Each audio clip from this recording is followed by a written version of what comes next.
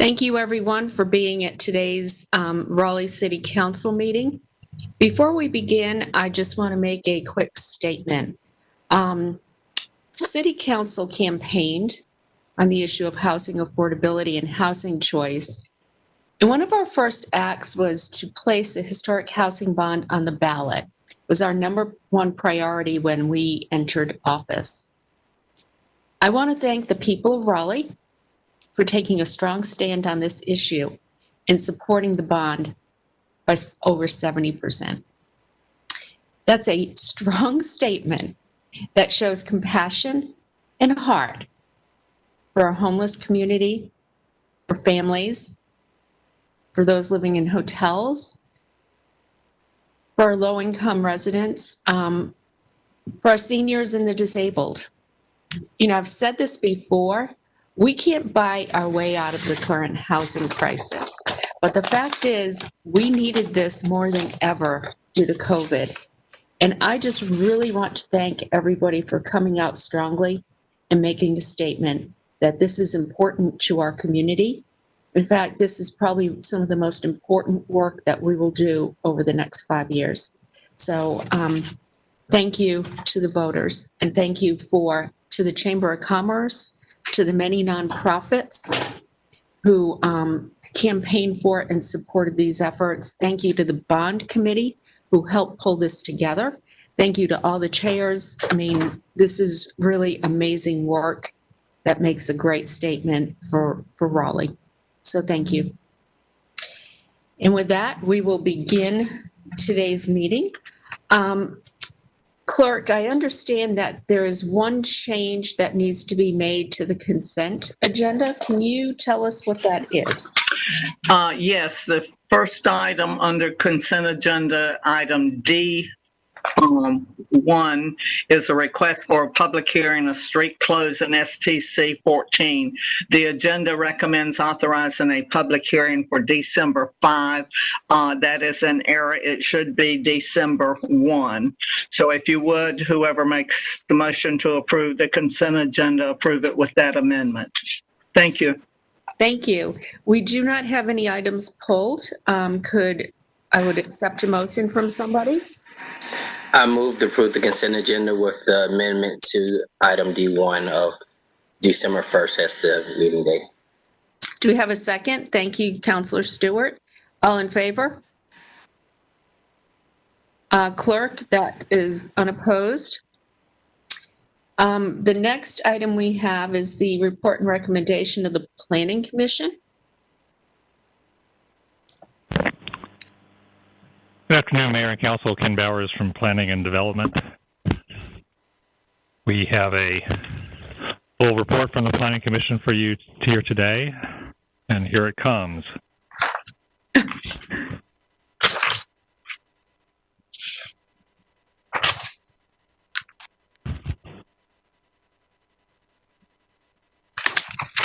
We're going to start by noticing that your December 1, 2020 public hearing is currently free of items, although that is about to change. We have a total of 8 items to be reported out today, although there is a change to one of those that's been withdrawn, and I'll get through that as I go through each of them. So our first item is 0 Gorman Street. This was a case to rezone around 18 acres off of Gorman Street that's currently zoned conservation management and has been since the 1970s. To an R10 conditional use district. Planning Commission recommended denial, and we have received word today that the applicant has withdrawn the case, and so no action is needed on your part. Okay. The next item is 7900 Creedmoor Road, a little over 10 acres, requested to be rezoned from R6 to R10 conditional use. This is an existing senior housing development, which is expanding its scope of services, hence the rezoning. Consistent with the future land use map and comp plan, unanimous recommendation for approval from the Planning Commission, recommendation for December 1st public hearing. That concludes my report. Oh, you have additional items, though. We can go through them if you'd like to vote through them. Why don't we go through them, and then we can move forward with all of the items for public hearing. Very good. Next item is 7520 Leesville Road, a little over an acre and a half, rezoned from Durham County RRA 60 zoning to R6. This concerns a property with a single house on it, and it will come into our jurisdiction. Consistent with the future land use map and comp plan, unanimous recommendation for approval, December 1st public hearing recommended. Z3220, this is a case located at Falls of the Neuse Road and Harps Mill Road. Request to rezone just over 2 acres from R10 to OX3, parking limited, conditional use. Consistent with the future land use map and comp plan, recommended for approval on a split vote by the Planning Commission 5-3, and the applicant has requested deferral on scheduling the public hearing until November 17th so that revised conditions can be submitted.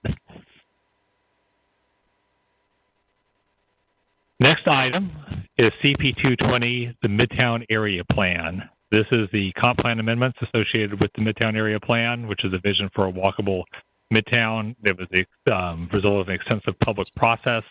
Fortunately, a lot of the big meetings were all completed before the pandemic struck. It has a comprehensive suite of policies, actions, and capital projects addressing transportation, parks, open space, green, stormwater, infrastructure, and land use. With modifications, the Planning Commission has recommended approval unanimously. They did make a number of recommendations to both some of the future land use and building height recommendations of the plan, as well as the removal of some proposed streets. So I won't go into this in great detail. I will highlight the last item on the list, which is that very late in the process, we received the news that the North Carolina Department of Transportation was very close to closing a deal to purchase the S-line. It does run through the study area, and there has been past study of a commuter rail stop in the vicinity of Six Forks Road. While this information is too fresh to incorporate into the plan, there is a recommendation of adding language to the plan to do a future study of land uses and other transit considerations based on this new rail transit development. And if there are no questions there, Comp Plan Amendment 420 on Morgan Street, you may recognize this area since you recently acted on another segment of the proposed West Morgan Street extension. This is to remove the remaining segment of that extension. And the comp plan also currently called for squaring off the intersection. This would reestablish on the street map the current alignment of Morgan Street. And the Planning Commission has recommended approval of this and recommended public hearing date of December 1st.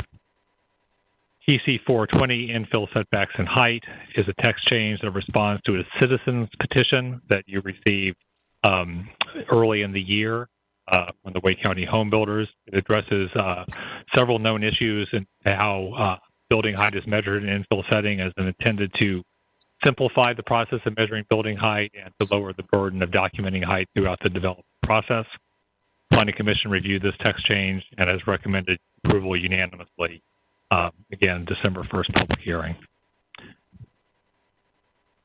And then next item, PC 1020, text change authorization, modifies the authorization process for text changes and text changes to zoning conditions. This is largely a procedural text change that brings the UDO in alignment with some somewhat recent case law, as well as just clarifies the process for how text changes are initiated.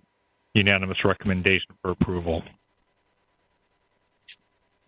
And I believe that is all of the items on the Planning Commission report. Okay. Does anybody have any questions? Ken, I had one question related to the Falls and Neuse Road. Yes. So I'm assuming then that if we defer the case to November 17th, we can't set the public hearing before that because they have to do the conditions. Is that correct? That's correct. So the way the process works is that the conditions cannot be changed between the Planning Commission vote and you receiving this report today.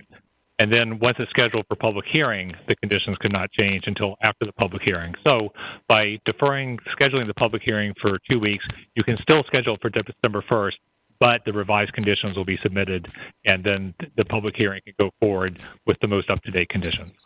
Okay, great. So do I have a motion to set these public hearings and to defer the, okay, Patrick? Thank you, Mayor. Before we approve the staff's recommendation, I would like to suggest that item 6, rezoning case Z3320, could be scheduled for our November 17 meeting. It's a consensus case, no opposition. It's straightforward and would be easily handled at our afternoon meeting. Is everybody okay with that? Okay, well, if you would like to make the full motion then with that in it, Councilor Buffkin? Let's see. So you set the full public hearing, the December 1st public hearing for the remainder? Hold on. We would defer the Harps Mill Falls use to the 17th, and then that one. Yeah, usually we vote on these individually. You got me tripped up a little bit here. I'm trying to be more efficient. Well, I'm all for that. So you're ready for my motion on the on item 6 then? I'm ready for a motion on all items. In that case, I move approval of the Somebody staff's. help out. I'm ready. I move approval of the staff's recommended scheduling of these public hearings, with the exception of item 6, which should be scheduled for November 17th. Okay. All in second, please. That would be Councilor Knight. All in favor? Opposed? Okay. Thank you very much. Thank you, Ken. Didn't mean to cause confusion there, Councilor Buffkin, but we do have a long meeting, so I was just trying to move things along in a more efficient way. Well, So. Mayor, if I may have a brief moment, I would have liked to have had a chance to speak about the Midtown St. Albans plan. And if I could just very briefly ask the members of council to give that item careful consideration. The Planning Commission made some changes to the report as initially presented. And an important piece of context is that the original plan was, the threshold for being included in the plan was 60% agreement among the community. So the Planning Commission has deviated in some ways, and I think that needs careful consideration at this stage in the process, but I'll be back in touch later about that. So thank you. Okay, thank you. Our next item, I am recused, so I'm going to stop my video and mute and leave. All right. If you will take over. Yes, ma'am. Thank you, Madam Mayor. As the mayor has been recused for this item previously, this item was voted at our last meeting, in which it was approved by council. Since then, we did receive a letter of opposition from Duke Hospital for this. So I was going to let staff, is there anything else other than that letter, that emails, any other information we've received? You're muted. Okay. We've included in the agenda backup for you today the letter from Duke Raleigh that was received in the 24-hour comment period that follows virtual public hearing. And then we've also included additional information from transportation staff in response to the transportation concerns raised by the hospital. So that information is there for you. And then the matter is just before you for a second reading as a formality. So your call as to whether you would vote the same way. Okay. So the public hearing has been closed. That email was just part of the 24-hour period that anyone has for a case, since we're virtual laws. Any counselors have any questions, concerns, or is there a motion? First we'll go Councilor Cox and Councilor Buffkin. Well, I mean, my main concern about this is that obviously issues with the transportation have been really brought to fore, and we as a city have not really addressed those issues. And I think there's a concern for public safety that we will reach a point where we have so much traffic congestion that it could impact people, for example, getting to the hospital. And so I'm concerned that we're not doing a good enough job to address those issues. Okay. I am aware of, I think NCDOT has plans for this area as far as traffic. Is there anyone from staff there that want to speak to any of that? Of course, I'd be happy for Jason Myers from Office of Transportation Planning to come up. And the project you allude to, Mr. Branch, is also described in the memo that was included in the backup, in addition to another number of other projects that are planned. Jason Myers with Transportation. I'm not sure I follow what the question might have. Other than the transportation changes that we know NCDOT is doing and information, is there just a brief summary you can give that we can share with the public as far as those transportation mitigations that are coming forth? Right. The traffic impact analysis prepared by the applicant had a number of mitigations. And what the analysis showed is that if the site is built out to the full entitlement of the zoning case that was predicted, and if all of the assumptions that went into that hold forth, that there would not be a meeting of level of service E as our standard. That means that staff would be involved in preparing a traffic mitigation plan and approving that. But the memo described how many different things could result in traffic impact analysis being done in site plan, resulting in there being infrastructure sufficiency, one of which is building less than could theoretically be built in the zoning. So there will be a new traffic impact analysis done in site plan, or a bit of a redo of the one that's there to look at these issues again at a site plan review. In judging infrastructure sufficiency, will you be consulting with Duke Hospital to ensure that public safety needs are being met? That's certainly something that is paramount to any engineering review of an analysis like that. I don't know that the particular stakeholders are involved in the review of a TIA, but I do know that there's some ongoing consultation with the hospital about the implementation of the Midtown area plan and all the projects in there. And the planning director is waving at me that he may have something to say about that as well. Okay. Good afternoon, Pat Young with Planning and Development. I just wanted to follow up on that question and Mr. Myers' comments.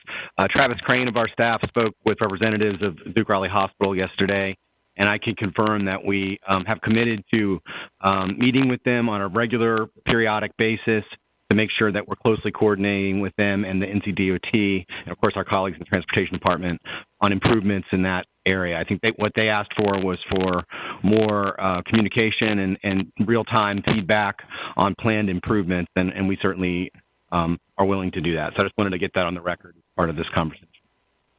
All right. Thank you. Councilor Buff, can you have your hand raised? Yes, thank you, Mr. Mayor Pro Tem.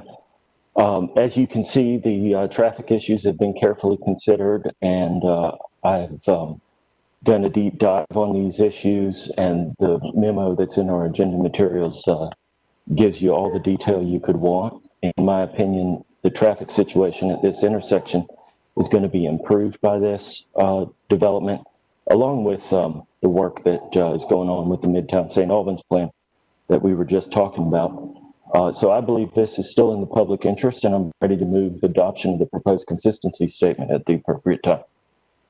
I believe you can go ahead. No other councilors had any questions. Thank you. I move to adopt the proposed consistency statement dated November 4, 2020, contained in the agenda materials, and to approve the zoning amendment with the adoption and effective dates described in the agenda item under recommended action. All right, it's been moved and properly seconded by Councilor Knight. All those in favor show by raising your hand. Those against have the same right. Motion carries unanimously, Madam Clerk. All right. Thank you all for that. At this time, if someone can contact the mayor for me. before we start the next topic, the Downtown South Public-Private Partnership Proposal and Timeline. So we'll give it a second for the mayor to come back in. Thank you. All right. Thank you. No problem, Madam Mayor. Back over to you. Okay.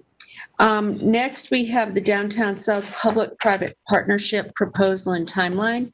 I believe the city manager will be bringing this forward. Thank you, Mayor and Council. Good afternoon. In your packet, agenda packet on board docs that was posted last week, you have a fairly comprehensive memo on this particular topic along with the proposed timeline. So what I want to do is just highlight a few items, and then staff is happy to answer any questions and then receive whatever direction the council may wish to take. So just as a reminder to the public, at your October 20th council meeting, you may recall the mayor and council requested that the staff develop a proposed timeline to work on a public-private partnership agreement and suggestions on how to engage the community related to this Downtown South project. We also, one of the council members, Councilmember Cox, asked for some information regarding opportunity zones and how that might potentially impact the project. And just for the sake of clarity, this topic overall has some relationship to the rezoning proposal Z1320, which is currently in front of the Planning Commission.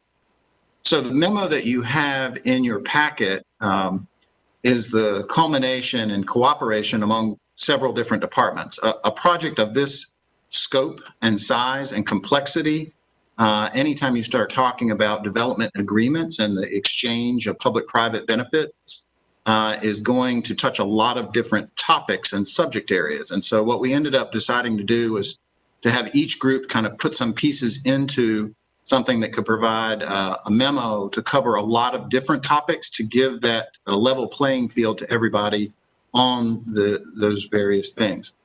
So rather than doing a long presentation today to try to work through all that, we would just simply direct stakeholders or interested groups in the council to that memo that kind of lays out each one of those sections. The main point is that the council asked for what would a potential timeline and steps look like under a public-private partnership agreement, or in short term, P3s. So there, P3s take a lot of different forms. There's a lot of different wording and language, and one of the components of the memo from the city attorney's office are definitions around what some of those things mean so that we can get to the same language. But for the sake of discussion today, what I would suggest we would talk about it is a P3 related to a tax increment grant agreement, or a TIG agreement, okay, for those that are trying to keep up with the acronyms. So what you have in front of you is a draft timeline. Again, it's just a proposal. Council could modify this or change it or stretch it or bend it if you wish, on how you would go about developing a P3 agreement related to this particular project. And it basically goes from January of 2021 through about June, so about 6 months. And I would say from some experience, that's actually relatively short. These are complex agreements. So you not only have to have the policy framework to decide what you want as a community, as an organization, what is your policy, and then negotiate the terms and write the agreement. So it's multi-step. And because Raleigh has we do have some examples of some P3 agreements, but not like this.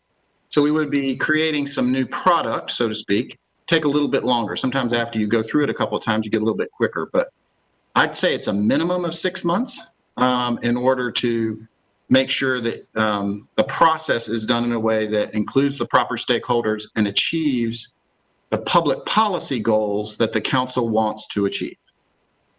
So if the council would like to proceed with developing a P3 agreement related to Downtown South, then what we would recommend is you direct us for the following steps, which again, this is in your materials. So authorize the staff to develop a P3 framework for Downtown South as outlined in the backup agenda materials. And then what we would bring back to council is 3 things. First, we would bring back a citywide tax increment grant policy. You don't have that right now. You have incentive policies related to several topics, but not related to a TIG. And that framework is important before you decide the specific terms of this specific agreement, because then others are going to want to replicate it. So you got to have sort of a direction policy-wise about where you want to go. Secondly is a community engagement process, including potentially, if the council wants to, the appointment of some type of community engagement committee. And again, in the memo, Planning and Development did a great job of describing for you what different types of committees or structures look like. Some of that comes from that engagement handbook that you saw several months ago. You'd have to basically assign and tell us which type do you want? What level of delegated influence and voice do you want in that process? And the third is an outline of key business terms that would comprise the framework of a TIG agreement. So key business terms are things like, what's the term of the agreement? What's the percentage of increment? What would it be applied to? What would it be used to pay for? Sometimes you can use a model where it's more like a cafeteria, where you have all kinds of different things on the table you can choose from, or you may just want to put it all into one thing. So what is the public benefit that you'd like to try to achieve? And also you have to figure out whether or not the increment will pay for everything you want. And often that's not the case. You have a desire for more public benefits than the increment will generate. So those, again, I'll just call those key business terms. Now, alternatively, the council could use another method to review this particular topic, whether or not you put this in a work session, or you could assign it to a council committee, or you could ask for more information. That's fine too. Just wanted to be responsive to the council's request for something that you could act on today. I'd just like to close with some compliments and appreciations. That's a lot of material we generated in a very short amount of time. And so it came together from multiple departments, including Planning and Development, City Attorney's Office, Economic Development and Innovation, the City Manager's Office, and Jim Green coordinated pulling it together, and Housing and Neighborhoods, as well as some other staff. It really took a village to pull that all together, and it's certainly not considered to be complete, but it is trying to set the bar on that particular standard. So at this point, myself and other members of staff are available to answer any questions, and then ultimately we would need your direction on what you'd like to do. Thank you. Okay, I will take questions or comments if you'll raise your hand. Councilor Cox? Yes, I want to say that I was struck by a recent video of former Mayor Meeker talking about an enormous tax break for North Hills about 12, 13 years ago. And he made some good points that this would set a precedent for developers coming to the city asking for enormous tax breaks. And he also made a point that he felt that the people of Raleigh would not be in support of that. Developers are coming to Raleigh in droves. There's no lack of funds to build in Raleigh. People want to come here. They want to build. So I really don't see the need to move forward with providing these kinds of tax incentives that ultimately will take tax dollars away from the city and will actually require the citizens of Raleigh to have to chip in more of their money in order to pay for our city services. So I do not support moving ahead with this activity. Any other comments? Mayor Pro Tem? Yes, thank you, Madam Mayor. Just so for my understanding on based on what we've asked in the direction that you're coming back as far as next steps, what's before us now is for us to say, do we even want to consider a tax increment grant policy for the city, which has to be developed? I think that's really my main, I have some other questions, but I think that's really my main question right now is, right now there is no policy, there's nothing in place. So, I know we have our own bigs that we do for companies that come here that involve tax basically rebates and things of that nature. But this is different. This is a TIG. It's a tax increment grant. But right now we have no policy. So what's for us today is, from my understanding, I'm sure, is giving you direction to create a policy for the entire city in case we want to use it. Doesn't mean we use it, but at least we have a policy in place or something to move from. Is that the understanding that I'm getting? Mayor, I'll respond. But Mr. Branch, it depends a little bit on how you frame the feedback to the staff. So we were providing the council options and a path if you wanted to go down that path. The way that it's framed in the agenda is it authorizes the staff to do several things, including setting a policy, but also to start to put together a community engagement function, as well as start to negotiate business terms. Now, the council could provide the staff direction that says, you know, I'm not ready to go forward with items 2 or 3. I just really want to start with the citywide policy, and then maybe we'll work on the other part later. It's completely up to the council how far you want to go down this particular path. So if you were to approve all of the items that we're in there, you would be authorizing us to begin that work and those negotiations. Doesn't undo it. You could, but you would be telling us to spend staff resources and time working on a proposal.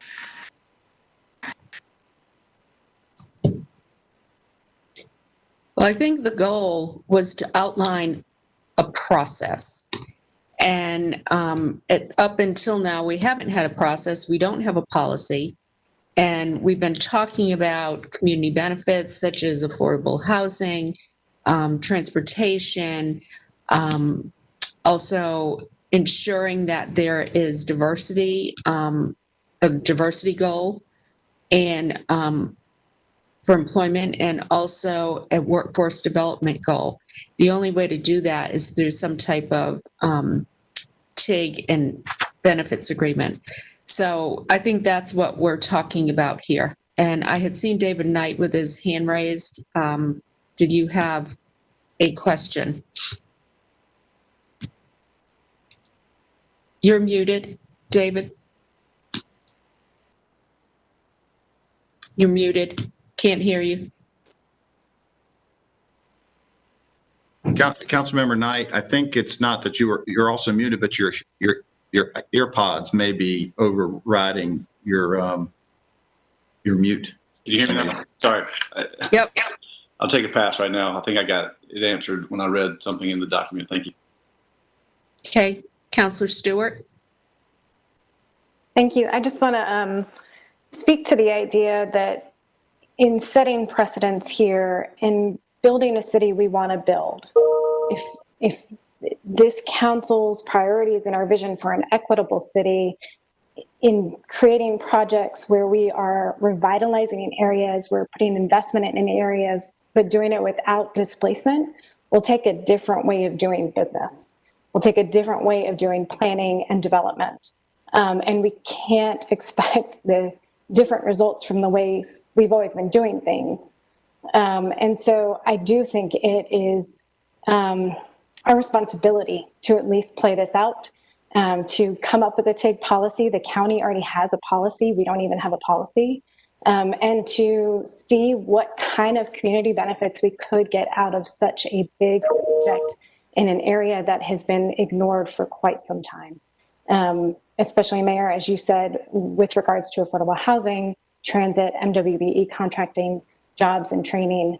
I think this is our responsibility at this moment. So I'm ready to move forward in some way today. Councilor Buffkin. Oh, thank you, Mayor. Just a couple points of background. I'm more familiar with tax increment financing and synthetic TIFs. So I'm getting up to speed on this different idea. As Mr. Branch noted, this tax increment grant is a little different. So I wonder if the manager could maybe help me out with 2 points of background. Why don't we have a policy? Is this a new thing, or is it something that Raleigh just never paid attention to? And secondly, if we do this, does the landowner pay any less taxes than they otherwise would?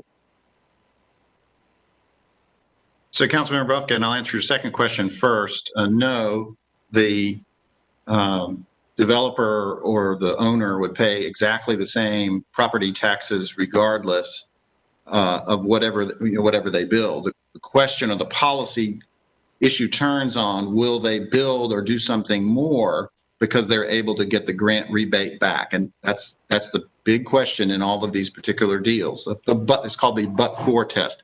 But for the investment, the additional property development would not have occurred.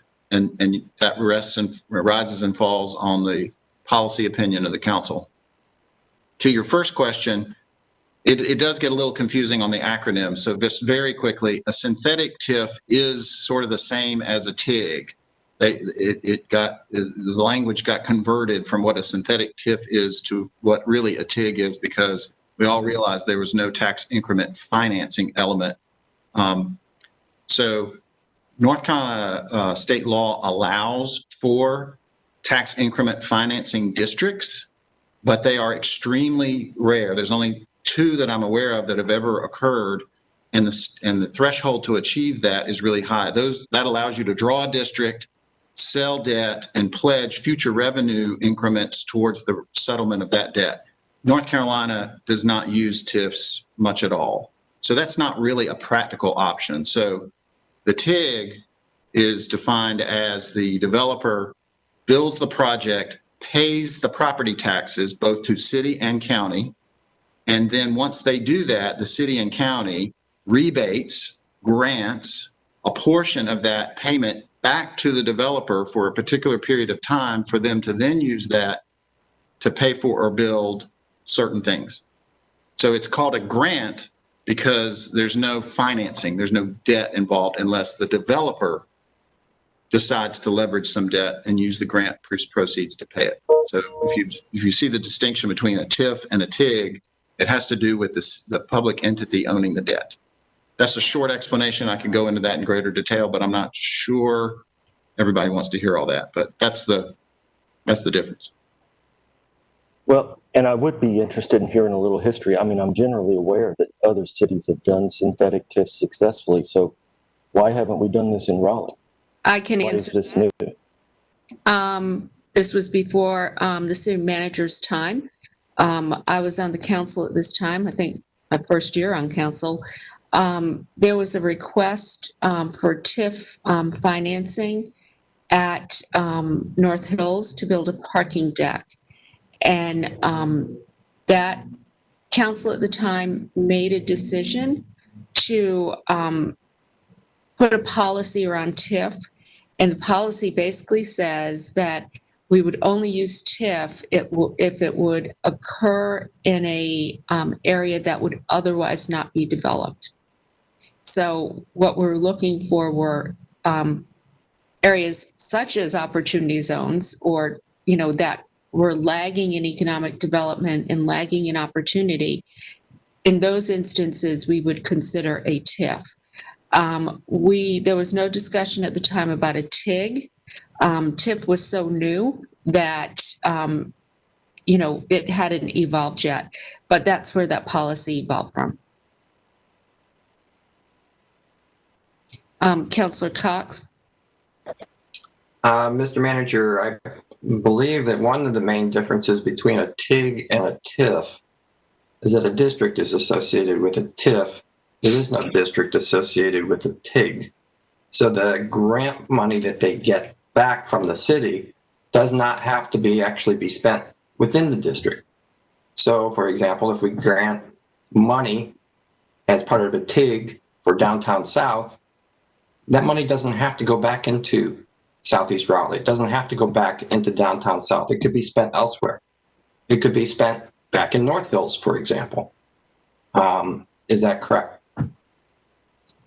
Well, technically, that is correct. Of course, I would speculate or guess that the council wouldn't agree to those particular terms of any TIG-related agreement.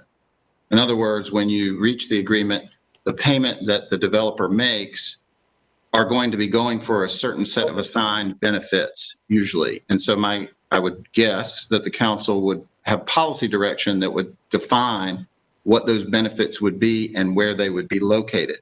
So, but you're right, you could sign an agreement that would give the grant to the developer and they could theoretically spend that somewhere else, but those terms would very unlikely never be in an agreement you would sign. Councilmember Melton? Yeah, I just want to say that, this is obviously a new process for the city of Raleigh. We don't even have a process right now, though the county does, and I understand that it's been used in other places in North Carolina. So I think that we have to be very careful about discussing speculative talking points, because I think there is some confusion about what may or may not happen, and I think we have to make sure that we're careful about what information we are putting out there when we may not have the answers to that information. To me, I agree with Councilmember Stewart that I think we have a duty to look at doing things different ways. I think at the very least, this warrants further exploration. I think the city should at least have a framework for a policy or structure, since we don't. And so I'm comfortable moving this forward. We're not making decisions on the specifics of anything right now. We're moving forward with exploring this type of program and creating a framework for the city, which is lacking. And so I'm comfortable with it moving forward.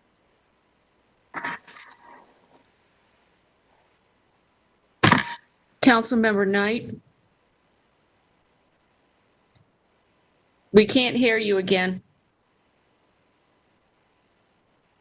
Now?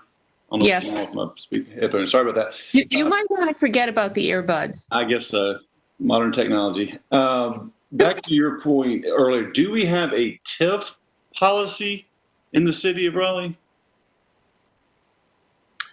No, but that's not unusual, because TIF-related financing districts are very specifically outlined in state law. So it's just a very different process and set of requirements. So, I mean, as a practical matter, cities are not going to do TIF districts in North Carolina pretty much at all. They're just too hard. There's no need to have a policy for a TIF. No, you don't need that. Good. It seems to me that we need to put into place or have a TIG policy regardless of the outcome of this project. The time is right. I mean, the county has one. It doesn't make sense not to have a policy in place so that when and if we do need to use it, that we can have it. So I think we need to move forward on creating a policy for the city. Councilmember, Yeah, I was ready to move forward and make a motion to move forward with creating a policy and creating an outline of what a community engagement process looks like as well. I mean, what we're doing is putting the processes and the policies in motion, and then continue to work and have those conversations that are needed, that go into something final that the city will sign, or as far as the TIG, and that's specifically to the TIG. I had a great meeting earlier today with individuals in the community about, just some of this information, and, they're on board and working with us. So with that in my thought process, I move that we move forward with these recommendations. Mayor Pro Tem, do you want to be more specific on the community engagement group? Was that confirmation group? Yeah, so I'm based on the recommended actions. I just read what's here presented. I would like the council. If the council would, I proceed. Well, let me start over. I move that we proceed with the development of a public-private partnership agreement at Downtown South. Staff recommends the following next steps: authorize city staff to develop a public-private partnership framework as outlined in the agenda back of materials, which will support the Downtown South project. Upon completion, staff will return to council with the following information for consideration and approval. 1, a citywide tax increment grant policy. 2, a community engagement process, including city council appointments to a community engagement committee, and an outline of key business terms that would compromise a tax increment grant agreement. Do we have a second? Councilmember Stewart? Okay. All in favor? Those opposed? Clerk, that was 6-2 with Councilmember Cox and Council Ford in opposition. Okay. All right, thank you. Do you have adequate direction, City Manager? Yes, Mayor, we'll bring those 3 items back at different points in January to get additional feedback and refinement. Okay, thank you. Next, we have under special items, Charles Dillard, talk about ADUs. Welcome. Oh, you're muted.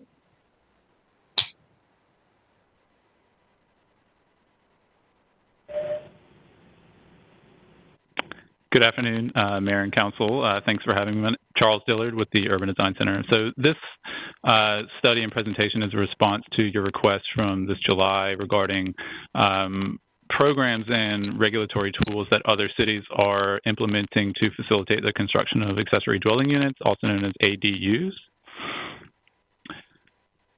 And we began this study from the perspective of understanding that Raleigh already does have a relatively flexible regulatory framework for ADUs, speaking specifically in terms of setbacks and size standards. However, as our research shows and is documented in your backup material, we have found that only those cities who have implemented programs and constantly evolving regulatory tools are seeing ADUs built in what can be considered meaningful numbers. And so the recommended near-term items and longer-term study items included in this document and presentation could increase ADU uptake in the city of Raleigh and its neighborhoods. So the two near-term items that are recommended here today include the creation of an ADU resource guide to educate homeowners and the development community, as well as an ADU monitoring program.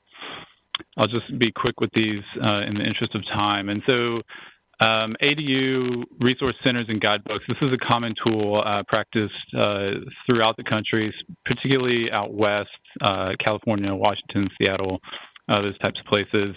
The principles, the sort of idea here is to create either a website or a guidebook or both that can guide residents, so prospective ADU builders and designers themselves, but also neighborhood members to better understand ADUs and how they might impact their neighborhoods. They are also typically structured in a way to help homeowners understand the design process and how ADUs typically are constructed and built inside backyards. It's important to imbue these programs with the principles documented here. So almost always the intention is to make them easy to use and almost as a one-stop shop. Something that's also done is a designation and training of staff to coordinate and administer this program. There are some equity opportunities here, particularly the extent to which these guidebooks can support inexperienced ADU builders and thus potentially lower the cost and time commitment involved. We'll note that for further consideration, no text change or comprehensive plan amendments would be required to enact this type of program. However, staff does acknowledge that we would need to determine staff capacity in order to fully implement this. The next program is an annual ADU monitoring program, and this is a recommendation modeled off of something that the mayor of Seattle enacted with an executive order last year in 2019. This is simply a way for the city to better understand ADUs, such that it can constantly evolve in its regulatory tools and programs to facilitate ADUs. Won't go through all of these here, but I will note that one first step, a prerequisite here, would be to create an ADU census to understand.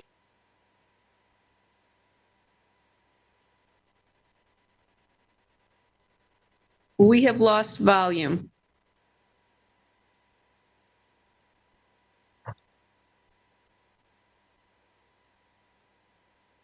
Charles?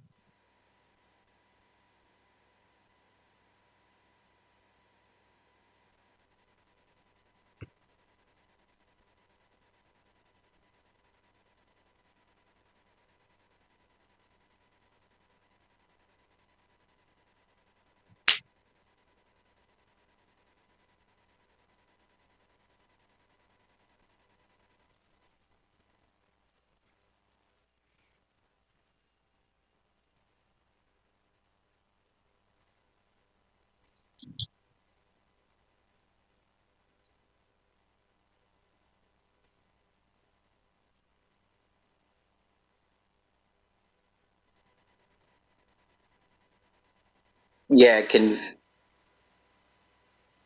we lost.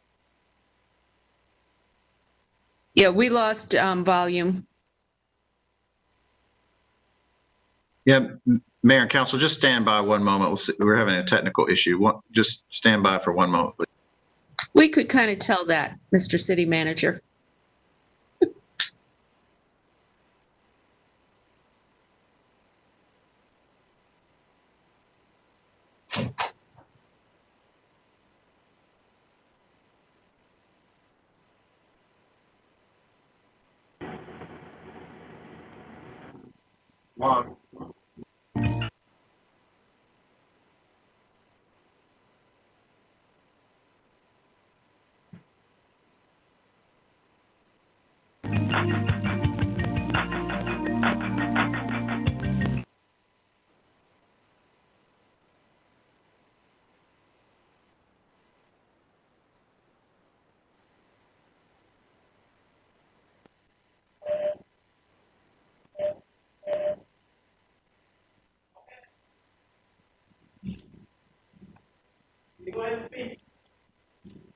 I think we can hear can you test?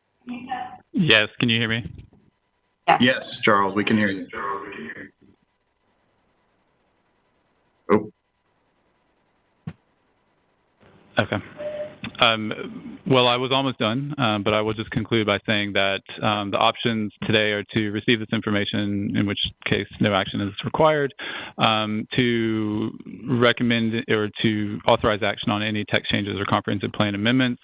However, I will say that only those longer term items would require text changes or amendments, and so the staff would recommend additional study before option 2 is taken. And finally, third is to identify specific items for further committee discussion and or staff research. Happy to take any questions if you have them. If you could take down the presentation, I could see everybody. Thank you. Charles, I do have a question on this. You have medium term issues, one being create a pre-approved ADU program and the other explore building permit and facility fee reduction for ADUs. I think when this first came forward in June, the second item was what we really wanted to see was what type of incentives can we offer? So my question is this: instead of that being a midterm issue, can we get that to a near-term issue? I believe that's possible. I think it would simply take understanding staff resources, but yes, I think that's something that could be done. Okay, maybe staff can look and just determine what some of the priorities are. This is a council priority, so we might have to trade off something, but I think I'm speaking for most of the council when I say this is really important to us. Thank you. Okay. Any other? I'm echoing. So the technical difficulties are continuing, but any other questions of Charles? Councilmember Melton? It's not a question. I just want to say that I think it's no surprise that this is an issue that's personal to me and also that I care about a lot. And I think approving ADUs citywide was just step one in this process. This work is a very important step two if we want to actually see some accessory dwelling units being made available, adding to our diverse housing stock. And so I think we need to move forward on it. I would be in favor of moving forward on all of the, let's see how you labeled them. I guess the short-term things and the medium and long-term things. But I would follow direction on how we can make it happen. I agree with the mayor. I'd like to make this a priority and understand that there may be some trade-off. We don't need a motion then, do we? No. I think you've gotten direction, Charles. And there's two other things I'm really interested in here. And I have brought this up before when I was on council. And that was pilot program for tiny homes. We went through a great deal of study. The Urban Design Center looked at this. We were looking at partnering with a nonprofit. And after I left council, the former council did not pursue it. That's something I'm really interested in, but also explore revising the UDO to permit flag lots. That would also help with the construction of ADUs, and that's something that was also looked at in Durham. So we have since we stole the Durham planning commissioner, we now have additional resource in that regard. So, those are just two other things that are more later term, but if they happen sooner, none of us would be upset. Councilmember Stewart. Thank you. I just want to say how much I really appreciate y'all really digging into this issue, and to give huge kudos for the study report. I kind of poured over it this weekend and geeked out a bit, and it's beautiful and really exciting. So thank you, staff. Yeah, good work. Okay. Thank you, Charles. Next is our report and recommendation of the city manager.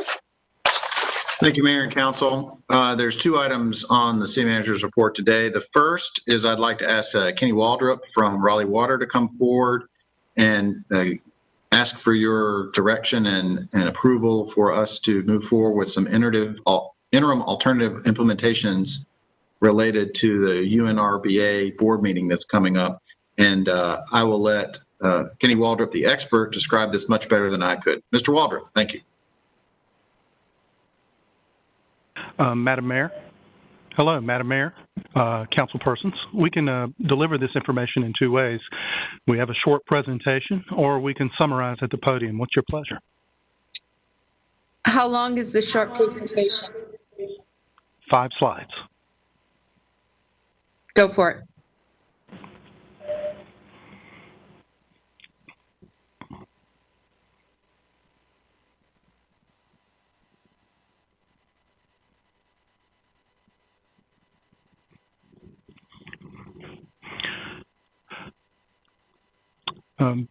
I'm Kenny Waldrop. I'm an assistant director with Raleigh Water.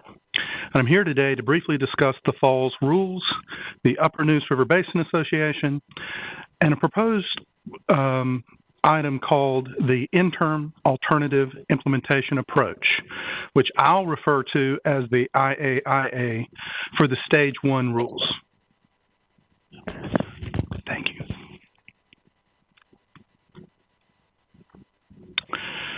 So first note that the health of Falls Lake, from Raleigh Water's perspective, that we can report the lake is stable, sufficient in terms of a resource as potable water, and that it has experienced good to very good water quality over the last 10 years. The Upper Neuse River Basin Association notes that the lake is one of the best monitored and studied bodies of water in the state, possibly in the nation. Now, as a quick reminder, Falls Lake has a nutrient management strategy and a set of rules that assigns load reductions to various sectors. For the Stage 1 implementation of those rules, all of the assigned loads, with the exception of existing development, have met targeted reductions. In fact, reductions by the wastewater treatment plants in particular upstream of Falls Lake have been so significant that it can be argued that no further reductions are required by rule until the start of Stage 2, which is projected to be sometime after 2024, possibly as late as 2027. Now, representatives of the environmental advocacy community, American Rivers, approached the Upper Neuse River Basin Association and expressed concern about this period of time where limited additional reductions might occur under the rule. Again, this period is from now to 2027.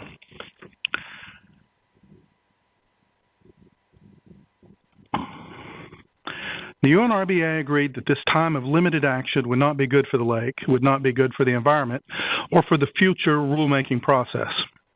As such, these stakeholders, our NGOs and the UNRBA or Upper Neuse River Basin Association members, are proposing an innovative concept, an interim approach for voluntary focused investment to continue to improve water quality.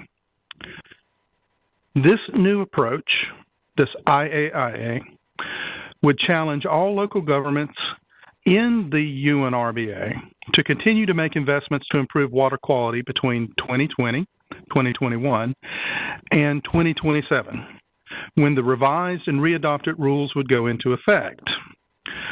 The proposed investment would total about $1.5 million a year every year. The North Carolina Department of Environmental Quality has agreed to propose this alternative approach to the policymaking body at the state, the North Carolina Environmental Management Commission. This proposal would go forward in January or February of next year. So as staff, what we're asking is your authorization to support the IAIA at the November 18th Upper Neuse River Basin Association board meeting with instructions to report back to you before final action is taken by the Environmental Management Commission. Do you have any questions?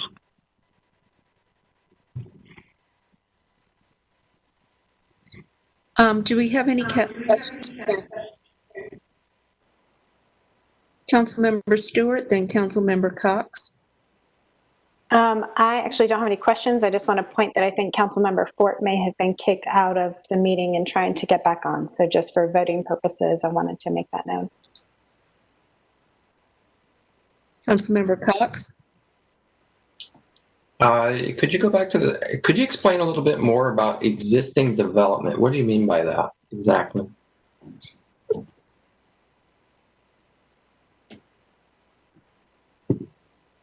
Kenny, you are muted.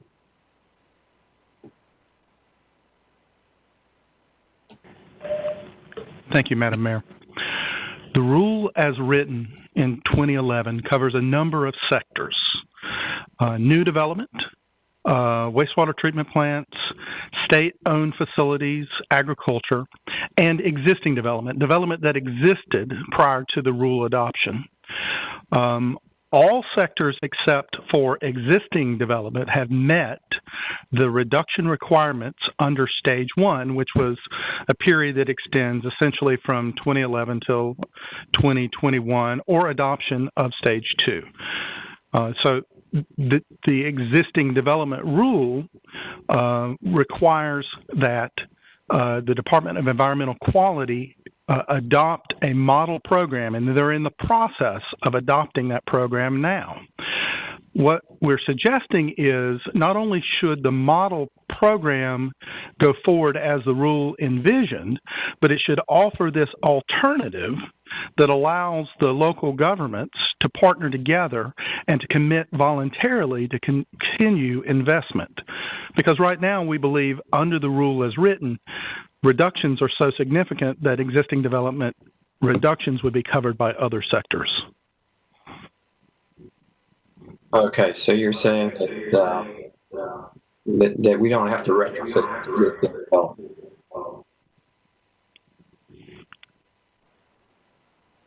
Please repeat the question. I'm sorry, I couldn't hear you. So you're saying we don't have to take any actions to retrofit existing development to mitigate their contribution to the excess nutrients going into the lake?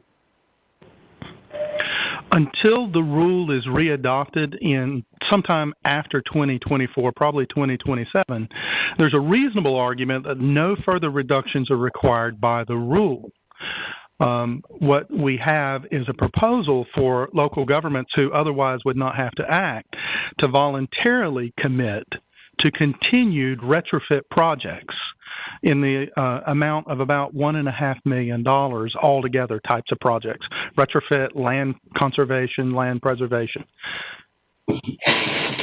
So what does that mean in terms of our land preservation goals? I mean, we do buy land in order to prohibit development. I mean, are we talking about reducing funding for that program? No, sir. Actually, this is a commitment to continue funding.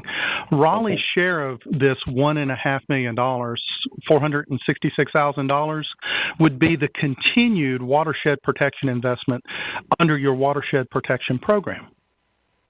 Okay.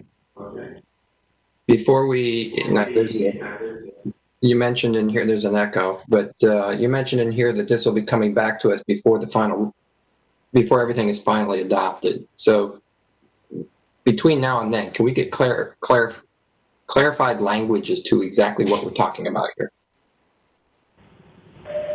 Absolutely. Okay, thank you.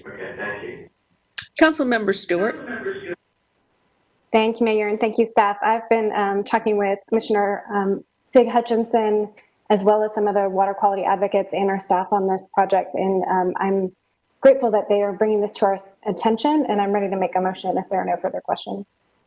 Okay, please do. I move that we authorize the staff to indicate city support for the IAIA during the November 18th UNRBA board meeting, and following the meeting, direct staff to report back to council before final action related to the IAIA is implemented. And that is a lot of alphabet soup. Have a Councilmember Knight has seconded that. We still don't have Councilmember Fort on.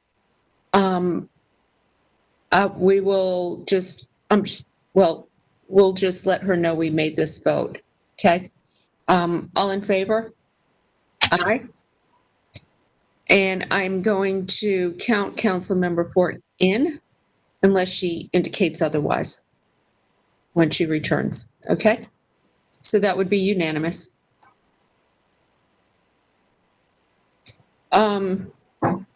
Next, we have the Blue Ridge Bicycle and Pedestrian Improvement Project. Thank you, Mayor and Council. Kenneth Ritchie from Engineering Services is here to present an update on the design process and to make sure we're on the right page moving this project forward. So, Mr. Ritchie? I am going to step away for one moment just to check on Councilor Fort. You can begin, please. Thank you. Good afternoon, Mayor, members of council. Kenneth Ritchie, Redway Design and Construction Manager with Engineering Services, here to provide an update on the Blue Ridge Bike and Pedestrian Project.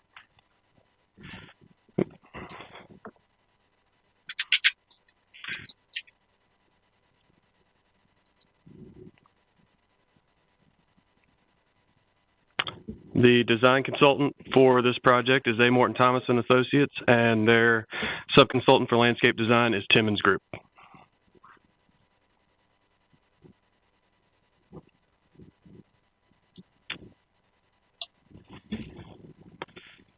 So as we're waiting on the presentation to pull up, a little bit of background. This project was identified as part of the Blue Ridge district study and was really geared towards enhancing the pedestrian and bicycle amenities and connections between the North Carolina Museum of Art and out towards Umstead State Park to the fair and Coliseum complex towards Hillsborough Street. The project budget is $5.467 million. That is roughly $3.6 million of that is grant funding through the locally administered projects program from NCDOT. And the total estimated project cost for this project is today roughly about $6.1 million. That does include approximately a 25% contingency that will come down as we get close, as we start to finalize design, get through right-of-way acquisition, and get to construction bidding. So the project location, it will start just north of Trinity. It will tie to sidewalk improvements that will be made as part of the NCDOT grade separation of the rail and Hillsborough Street, Blue Ridge area. And will go across Wade Avenue with a prefabricated pedestrian bridge that we'll go into in a little bit more detail here shortly. And then we'll pick up at the intersection of Reedy Creek and Blue Ridge with the state's first protected intersection. So some of the project challenges, ongoing coordination with NCDOT. As I alluded to, there is the grade separation project on the west. Additionally, was coordinating with a future widening project of Wade Avenue that's anticipated to go to construction in 2027. Crossing Wade Avenue entrance exit ramps and ensuring that we can safely get pedestrians and bicyclists through that area as we have people coming off and on to Wade Avenue. There's an existing 16-inch critical water line that runs along the existing Blue Ridge Bridge over Wade Avenue, and we've been working with Raleigh Water to ensure that that is not only accessible but protected during construction. And then certainly, given the location of the bridge adjacent to the current bridge, the private utility relocations. So project improvements, we will be adding a 10-foot multi-use path along the west side of Blue Ridge Road from the start of the project until we get to the far side of the Blue Ridge Bridge. Also with that, and part of the feedback we've been getting throughout the public engagement process, there will be a 6-foot sidewalk that's installed along the east side of Blue Ridge, just south of the West Chase Boulevard intersection that will tie to an existing transit stop in that location. Some of the big improvements you will see will be along the Wade Avenue Blue Ridge interchange with enhanced pedestrian crossing and bicycle protections for those crossing movements, in addition to a prefabricated pedestrian bridge. Provided here are some renderings looking towards Blue Ridge Road from the Edwards Mill area, as well as a night rendering of what the bridge would look like as you are crossing it, heading from the Coliseum area towards the North Carolina Museum of Art. And then, as I had mentioned earlier, there is a proposed protected intersection for the Blue Ridge Reedy Creek intersection. It will be the first implementation of a protected intersection in the state, and this is intended to really separate bicyclists and pedestrians from the traveling public going through these intersections, providing more protection, more visibility, and enhanced safety for those movements. And this is more of a 3D rendering of what that intersection is proposed to look like after construction. So public feedback has been a critical part of this project. Certainly the safety concerns at Wade Avenue and Blue Ridge were one of the frequent feedback pieces that we've got, and certainly what we've done is we've tried to include tighter corner radiuses to slow traffic down as it's turning, as well as signal improvements and advanced warning signs to really make sure the vehicular public is aware of those crossings. And then the bus stop connectivity, where we'll be adding the 6-foot sidewalk on the east side to tie to the existing transit stop near the Ramada Inn. The project schedule, we're at the council presentation today. We anticipate completing property acquisition in the spring, and within that time frame too, advertising and providing notice to proceed with an anticipated construction completion of the summer of 2022. So I will certainly take any questions.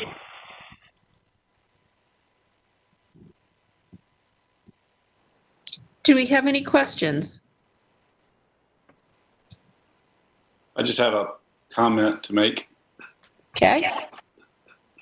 I just want to say I'm very excited about this project and very excited for this area of town.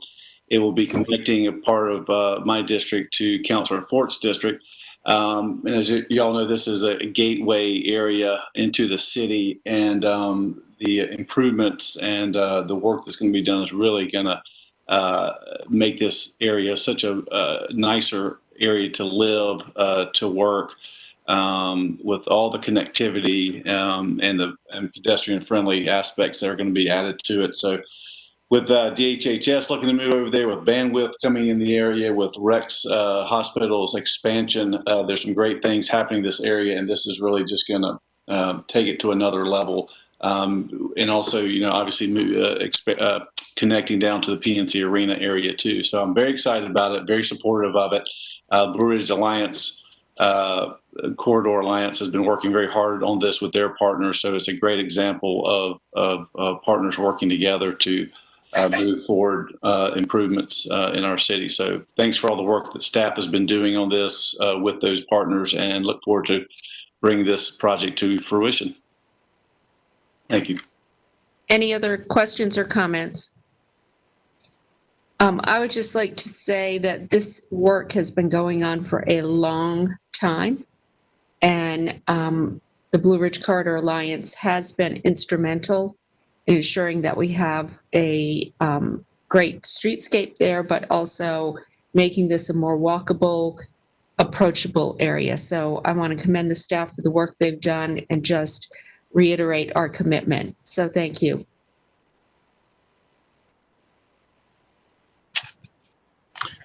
Mayor, Council, that's all for the city manager's report. Thank you. Next, we have the report and recommendation of the Parks, Recreation, and Greenways Advisory Board, bringing forward the All Faiths Chapel at Dix Park facility naming request. Wait a minute. Is there a presentation on this, or? Hi, Oscar. Hello, good afternoon, Mayor Baldwin, members of City Council. Oscar Carmona, Parks, Recreation, and Cultural Resources. There is no presentation today. I'm here on behalf of the Parks, Recreation, and Greenway Advisory Board. The board has gone through the process for the request to name the All Faiths Chapel located at Dorothea Dix Park to the Greg Poole Jr. All Faiths Chapel. At their October 15th meeting, the Park, Recreation, and Greenways Advisory Board voted unanimously to recommend the naming request to City Council for your consideration. I'm going to make the motion to approve this request in honor of Mr. Poole. I can't think of a greater recognition. Do I have a second? Councilmember Melton, thank you. All in favor? Anyone opposed? Okay, that's unanimous, clerk. Thank you very much. Next, we have the report and recommendation of the Downtown Municipal Service District. Kirsten Larson.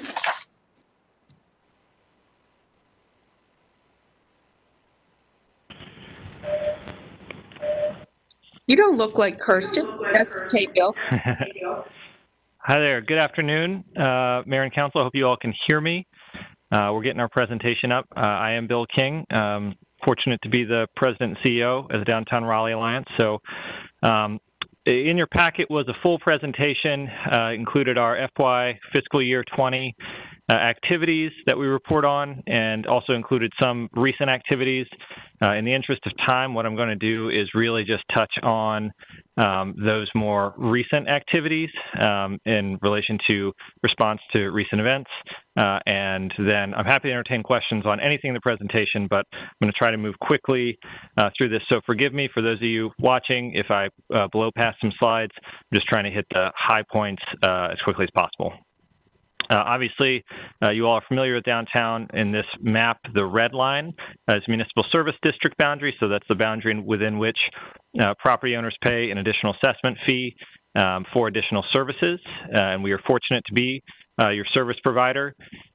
These are sort of your basic stats on what downtown is. I think one that I'll just highlight real quick is that we've now got over 11,000 people living in downtown Raleigh, so we've really become a great residential neighborhood in addition to a mixed-use district. But there's obviously been a lot of activity in downtown. We've had a challenging year. I don't think there's any debate about that.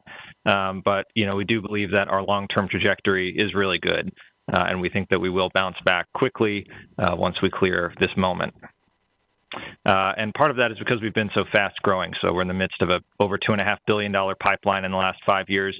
And I'll note we still have projects moving forward. We have a number of projects under construction and more in the pipeline that are moving forward. So again, we believe that this downtown will be back, and it's important for it to be back for this entire city. The 4 core areas of service for the Downtown Municipal Service District that we administer are safety, economic development, targeted marketing, communications, and conflict resolution. Those are in our contract with the city. Again, in this presentation, there's metrics about our performance in all of those in the previous fiscal year. What I do want to do is sort of orient us a little bit towards some things we've done over the last few months in response to our crises down here. And so I'm going to walk through some of these. I'm not going to touch on every single one of these, but I do want to hit a few highlights real quick. So obviously you can see we did additional work not only outside these services, but within them in response to COVID and unrest in downtown Raleigh. Our marketing communications work, we do a lot of things from restaurant weeks to promotional efforts to newsletters, social media. We have over 180,000 followers, so we use that to promote businesses downtown. But one thing that we've done in response to recent crisis is to add a public health component. And so everything we do, we try hard to convey through a lens of public health. So we have put banners up recently on Fayetteville Street encouraging people to wear masks. Whenever we do activations, we follow all state guidelines. We require participants to follow them, including hand sanitizer stations, use of masks, social distancing. We are very careful about the number of people and how they flow. So everything we do, we try to have that lens of public health. In response to COVID, as part of our work, we quickly pulled together a resource page that's had over 83,000 views since the crisis began. We have a web page for all outdoor dining in downtown, so every restaurant that has outdoor dining options included to make it easier for people to find that. We've done videos with entrepreneurs across downtown that we continue, and so we're always updating this resource all the time on our website to make it easier for people to find our businesses. We've done a number of promotions. Our most recent one was the Downtown Raleigh Restaurant Week. We did this in early October. We've recently been doing our surveys of participants. We've had overwhelmingly positive response, increase in sales, increase in visibility, which is great. So we are going to do more of this. We added some flexibility the first time here, and we're going to continue to do sort of different iterations of promotions like this, not just for restaurants, but also for our retailers. We do have the holidays coming up. Downtown's retail is 93% locally owned. That is unlike any other retail base in this city. And one of the things we're doing is an online website for all our retailers with their specific online stores. So it makes it easier for you if you want to support downtown retail in a way that's comfortable. You're able to shop online. So we're collecting all those in one spot. We'll be launching that very soon. So it'll make it easier for people to support downtown businesses however they're most comfortable doing so. We recently did Dine Out Downtown. The first two iterations, we closed 6 blocks in the Fayetteville Street area with music and lights. Our participating restaurants all saw very large increases in customers, but in a safe way. So it was all diners sitting outside. We were supposed to do the Warehouse District this past weekend. We rescheduled that, and that will be soon in this month. And then we're doing Glenwood South on Saturday. We've worked closely with the Glenwood South Neighborhood Collaborative, which is another business alliance in the city that we're great partners with. What we're looking to do is build a sort of durable and regular model for doing this. So this is has been a tremendously positive promotion for downtown. It is a labor-intensive one, so we appreciate the City of Raleigh's flexibility and support on this. It's been really helpful, and we're going to keep doing this over the coming months. We have a number of activations. I'm going to touch real quick on outdoor office. This is where we took Raleigh Union Station's Plaza, and for 2 weeks we had it as outdoor office. We had a lot of great partners who helped us on this with the furniture and the landscaping and the Wi-Fi, and we were really, really fortunate to have those great partners. We're going to do more activations like this. We were able to keep it safe. We have public health regulations for this, so it's another way we've been creative in trying to activate downtown. In all activations, again, we require the various public health regulations, and we take that really, really seriously. Another thing we do is communications with stakeholders, and that's been really important during these crises, particularly when we've had moments of unrest. We have communication lists for all different types of stakeholders, from residents to owners to property managers to businesses. We're always working on improving these lists, finding ways to add to them, and we regularly disseminate information and updates to contacts. So if we are in a moment of unrest, we will send out contacts and information every few hours if necessary to make sure our stakeholders are up to date. And that's something we've taken very seriously and put a lot of effort in. We coordinate that with our ambassadors. We also stay in close touch with city leaders and police during those moments. Obviously, public art. We've managed to still add some public art murals throughout downtown that we're proud of. Our economic development services, I won't touch on every single one of these. Obviously, storefront recruitment has been a lead part of that. That's something we've done for a number of years. We played a lead role in bringing 2 grocery stores to downtown, along with many other locally owned downtown retailers. And it's something we're going to continue to do. particularly as we come out of the effects of this crisis. In FY20, we still managed to add a number of retailers. We kept doing our small business workshops, which we've pivoted and improved over the last few weeks, and we've had a good year prior to the COVID crisis, and we feel like it positions us to be able to come out of this when able. I do want to touch on this real quick. We did partner with Duke Energy. Duke Energy is one of our big downtown tenants for our storefront revitalization grant. We had over 60 storefront businesses awarded grants in the first round. 57% of them were either minority or women-owned businesses. That was over $288,000 in funding in this first round. It went towards pivots and repairs. So when you think of pivots, think of expanded outdoor dining furniture, new websites for retailers, takeout windows, and some other really creative ideas, as well as any repairs not covered by insurance. This is the first round of funding. We are hopeful to be doing a second round of funding soon, but most of all, we're really thankful for Duke Energy for supporting us. It's a good example of what a municipal service district organization can do, leverage private funding as well as public funding. We were thankful to work with the city on curbside zones and continue to work on that, and that was a tremendous pivot from the city that has continued to pay dividends, and we just wanted to highlight that and thank the city again for those. Expanded outdoor dining is something we worked really hard on. We engaged over 100 downtown businesses on what the preferred options were. We advocated hard for those policies, and we've worked hard with businesses to help curate various options for expanded outdoor dining, a lot of which you now see on our sidewalks and streets throughout downtown. Again, we have that resource on our website to find those. They've been a big hit and have been a nice way to engage the community and allow for support of our businesses. We are continuing to work on our pop-ups for minority-owned business owners. Last year we did one with Wake Tech, which was a great partnership, and that tenant was in until the COVID crisis hit. We're going to resume that once the storefront's available, and we're actually looking at a couple of other storefronts to expand this program into, which we're excited about, but we had a good start with this program and are really looking forward to continuing this in order to elevate the diversity in downtown Raleigh. Safety, this is our safety ambassadors. I won't hit on these various metrics, but they work hard. They're on patrol 7 days a week. But one new addition I do want to note is we did hire a social services ambassador. It's the first time we've ever done that. What we're trying to do here is connect those in need on our streets with shelters, food, other assistance, those things that will help them. We're really trying to move the needle here.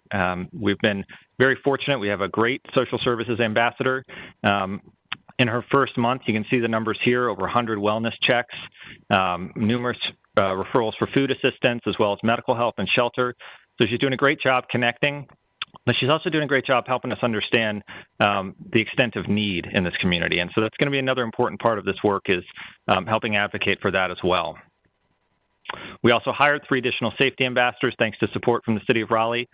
They've been on duty, so we've had increased patrols, and they focused on hotspots of activity throughout downtown. Conflict resolution and consensus building is our final service. So this is where we help with community meetings. Whenever there are challenges in the downtown area where we can facilitate solutions amongst stakeholders, we do that. So in recent weeks and months, we've met regularly with business owners and residents and property owners. And from that, we took, some of that feedback and really built some solutions. So that storefront grant program came out of those conversations. Dine Out Downtown came out of those conversations. Expanded outdoor dining came out of those. So we've done a lot of work that's come out of those meetings, and we continue that work in the near future. And that includes our downtown rundown meeting, which we did recently. So looking ahead, my final slide. We have more work to be done on economic development to help our storefront economy. We will be doing a rundown meeting in the near future. We continue to work hard on our ambassadors and connecting with the police and our community. And then obviously in our marketing communications, we have a tremendous amount of work going, including for the holidays coming up. So in the interest of time, I'm going to stop there. And thank you all so much again for the opportunity to serve as your municipal service district provider in the downtown area. I'm happy to take any questions. Thank you. Councillor Cox. Thank you for the presentation. That was very good. With the winter months coming and the cold weather coming, what changes do you foresee, like with outdoor dining and other outdoor activities?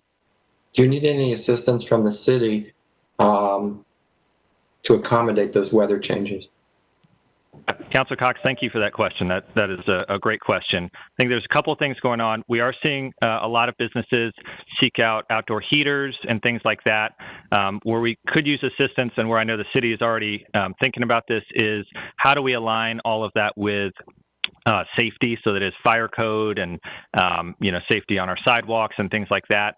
That will require a lot of thought and care. So I know the Office of Special Events and Emergency Management is helping us on that, as well as the Raleigh Fire Marshal.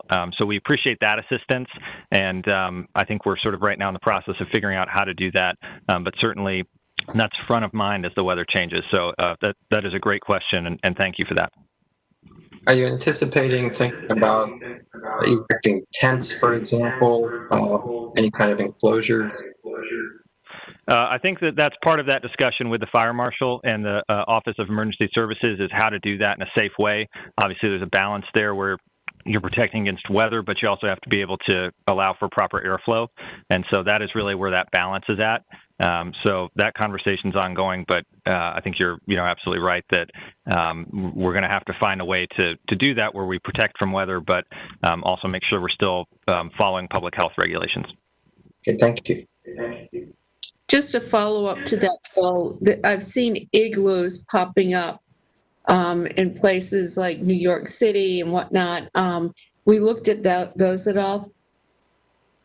I have not personally looked at those, and so I think that's part of that conversation that we'll need to have with city officials about what is safe and not. So I think everything's on the table for a creative solution. We just got to make sure we balance all these priorities.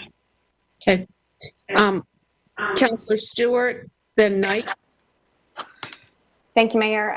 Thank you, Mr. King. I just want to, as the DRA liaison for the council, want to publicly thank you and your entire team and the entire DRA board for all the work you're doing on a given day, but especially during this year. Y'all have really risen to the challenge and sought new and innovative solutions on all fronts, whether it's COVID or social unrest or storms. So I just want to say in front of this council, thank you so much for everything you're doing. And you've been an incredible partner and very communicative, and just thank you and keep it up. Councilmember Knight. Thank you. I appreciate it. Yes, thank you. And I also want to reiterate what Councilor Stewart said. I want to thank Bill and your organization for your leadership in helping downtown through this most difficult time. I want to get your thoughts on how things went last night downtown. Sure. I think that the Raleigh Police had a lot of officers here, so there was a small demonstration last night, and then the Raleigh Police were there. I understand then was dispersed. I don't have a whole lot more detail than that, and would defer to the city for that. But in terms of the effect, we did not see any property damage, and so that's part of what we do after any sort of event is we make sure of that, and we did not see any of that last night. Obviously, we're in the midst of a very interesting, intense time in the country, so we have done a lot of work, and the city of Raleigh has done a whole lot of work preparing for this moment. So our ambassadors are in full patrol. Our staff is taking shifts. We're keeping an eye out on things. We're keeping in close touch to make sure that we keep an eye on whatever happens. Results will dictate response in terms of the election, but I can tell you there's been a lot of preparation and thought gone into being ready for whatever comes. Thank you for that and also preparation. Councilmember Melton and then Branch. Yeah, Mr. King said something that I just want to repeat because I want to make sure everybody heard it because I thought it was great. He said, everything is on the table for creative solutions. And I think that's exactly the type of attitude we need to have, not just for this issue, but across the board. But I think that's great. I think you've done phenomenal work this year, and I cannot thank you enough. But everything is on the table for creative solutions. That needs to be our mantra. We'll get you a banner, Councilor Melton, and get behind you. How's that? It's going to hang right next to my pride flag at the next meeting. Yeah, that's right. Mayor Pro Tem Branch. Yes, I definitely want to thank Mr. King for his work and everything that you're doing.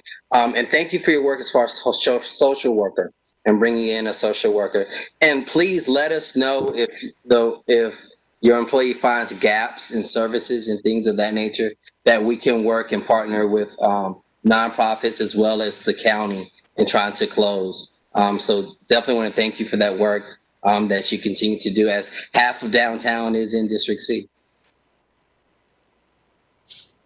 Right, and that's part of what we're looking at is that longer term aspect. So obviously she's trying to help people in need, but I think there's a lot we could learn from this pandemic, good, bad, and otherwise, about, you know, how we provide services to those in need, particularly when we have some of the limitations we've had because of the pandemic. To Councilor Melton's point, it requires a lot of creative solutions. So I hope that we also, as we come through this pandemic, take a really hard look at ways we can improve for those in need.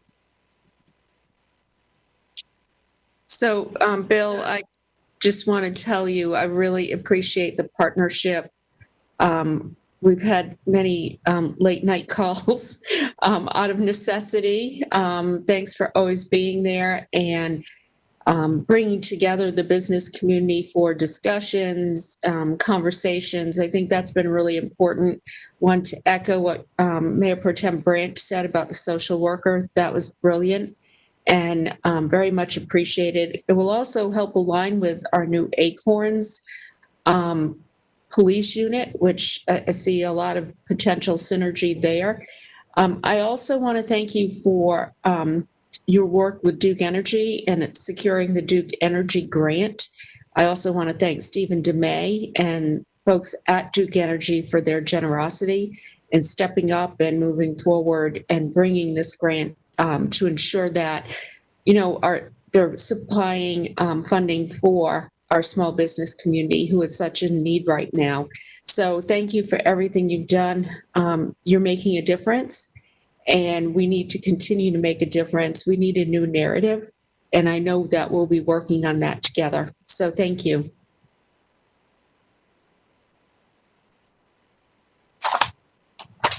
Next, we have the report and recommendation of the Hillsborough Street Services Corporation. Good afternoon, Mayor and Council. My name is Kirsten Larson. I'm with Budget Management Services, and the next item on the agenda is for Hillsborough Street, the Municipal Service District. It is an annual requirement of the state statute. So with your agenda packet is the presentation that was provided by Hillsborough Street Community Services Corporation, and Jeff Murison is here to answer any questions and also provide some brief remarks. Thank you. Good afternoon, Mayor, City Council. Jeff Murison, I'm the President and CEO of the Hillsborough Street Community Service Corporation. They have asked me to keep this brief, so I'm going to try to work through our presentation and just really hit a few specific highlights. As you know, we're the independent nonprofit corporation that runs the Municipal Service District in partnership with the city. We were founded in 2010. You can see our district. We're created in partnership with the community. If you could keep going there. Diverse board of stakeholders from our community. Really, the 2019, I can't seem to make the thing go down. The 2019-20 year was really a tale of two cities. Obviously, from till the pandemic hit, we were hitting on all cylinders, having a banner year, a very impressive growth in food and beverage sales, business openings, low vacancy, great events. And then, of course, in March, the pandemic hit, the university closed, the basic markets for our customer base left, dramatic drop in food and beverage sales, vacancy. We pivoted and had our Clean and Safe program, adapt, cleaning, sterilizing. We sent our ambassadors out at night to do spot checks and take pictures and send reports to the merchants so that they knew that their properties were safe while they were vacant, or while they weren't there. We continued a lot of the same things that the DRA is doing and did a lot of communications, website, social media, really pushing out information to provide critical information to our stakeholders, using those all of those tools. really partnered with a lot of resources, partnered with the City Economic Development Office, the City Parking and Transportation Office, pushing out information.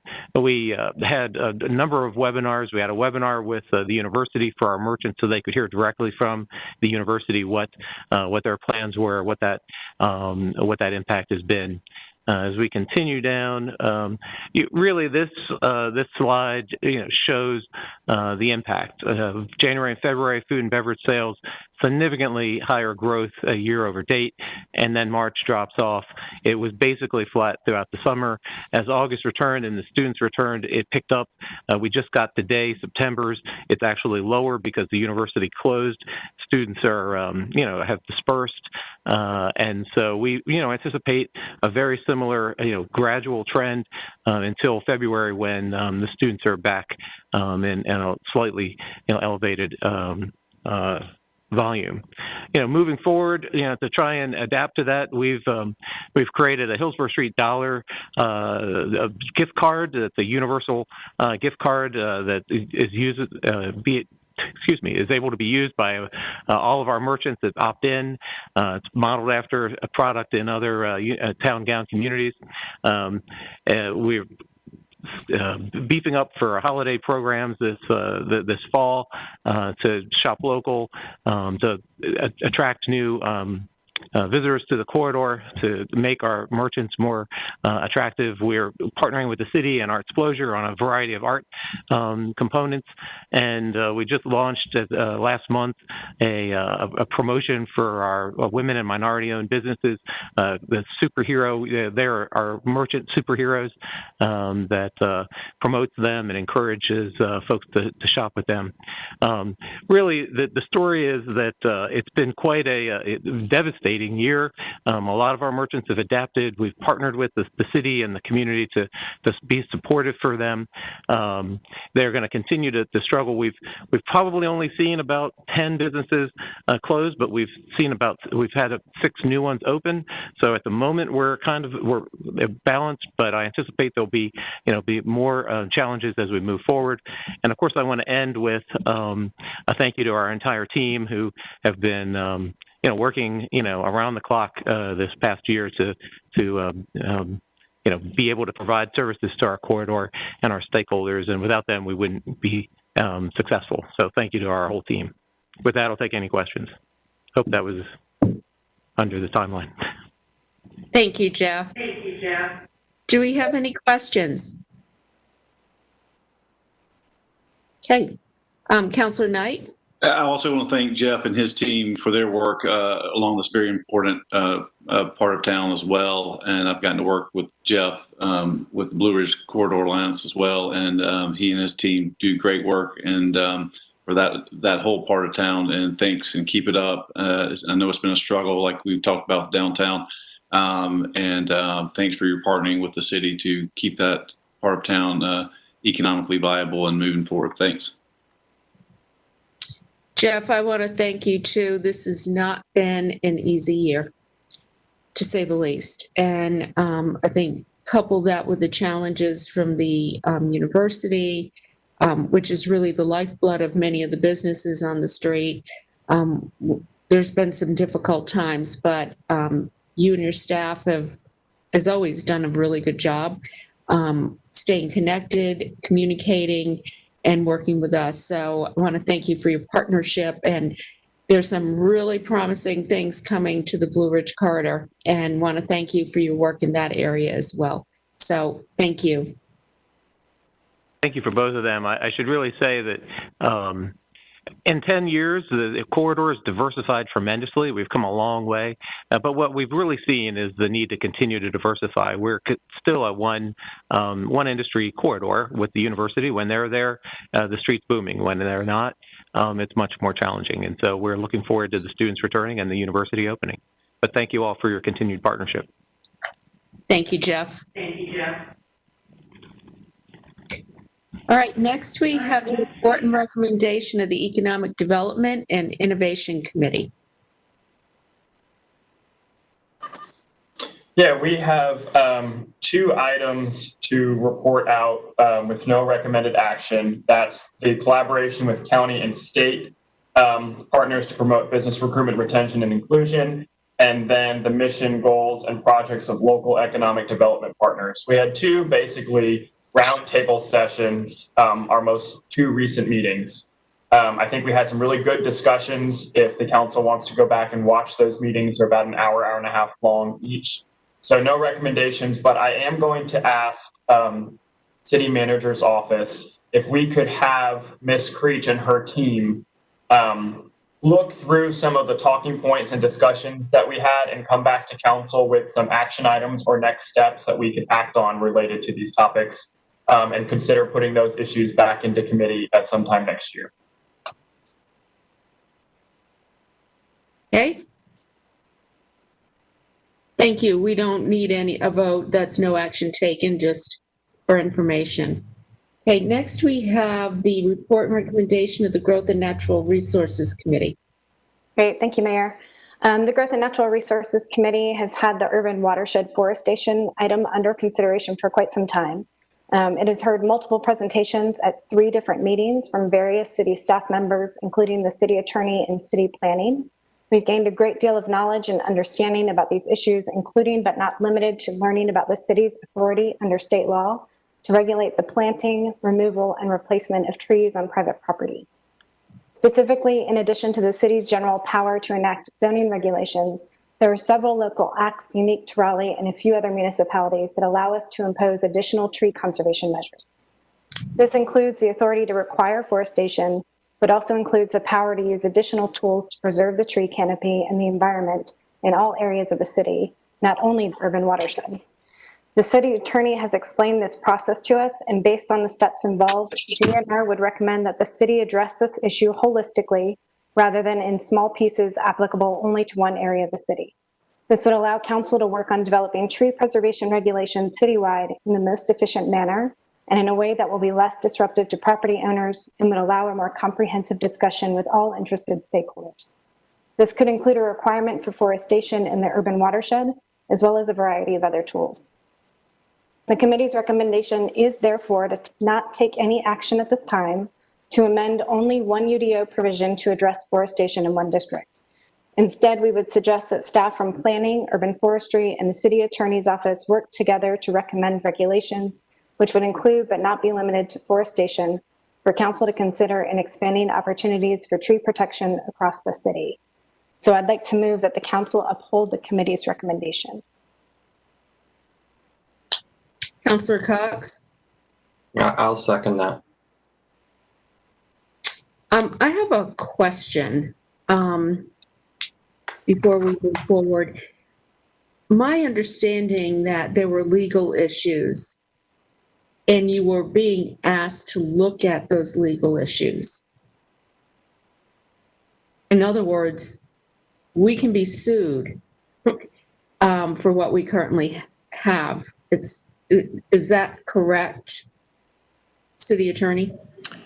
Yes, I can answer. Right now, the reason this came up is because we determined that there was a conflict between the provisions in the UDO having to do with the urban watershed. The requirements added up essentially to a tract that would be 110%. So when we saw that, it arose from a zoning interpretation that would potentially have led to litigation, but we got that worked out. So the charge was to fix it and to look at what the right degree of forestation would be. Right now it was 40 and 70, so for pervious and forestation, so we needed to have that matched. So right now, so the way to fix that involves a number of steps, which would include some new UDO regulations and some rezonings. So that's the way to fix it. And I think until it's fixed, as it's written right now, there could be some potential issues. So I guess my question is, we haven't fixed what we asked you to fix. This isn't fixing it. No, ma'am. Then how did we come to this decision? City Attorney? I'll let the committee, I mean, I think they understand the legal pros and cons, and that's the recommendation anyway. Yeah, that's correct. We discussed this over the course of 3 meetings, and I think this is a compromise solution to keep in place what we have while we look for citywide options for tree conservation and forestation that we could then do holistically at once in talking to stakeholders and talking to neighbors across the city and do one rezoning rather than either going forward with a rezoning just in one portion of the city or taking it out before we have these conversations more holistically. So I know it is kicking the can down the road in terms of the 40% challenge, but the committee came out with a unanimous decision, and again, I move that the council uphold this recommendation. Mm-hmm. So you obviously then discussed the risk of this. Yes, ma'am. Okay. All right. That's my question. Councilmember Melton? I was going to second Councilmember Stewart's motion, then I remembered that Councilmember Cox already did. So there's my preemptive vote. Okay. All in favor? Opposed? That was unanimous, clerk. Okay, next is the report and recommendation of the Safe, Vibrant, and Healthy Neighborhood Committee. We did not meet, but we will have a meeting at the end of this month. Let me see, on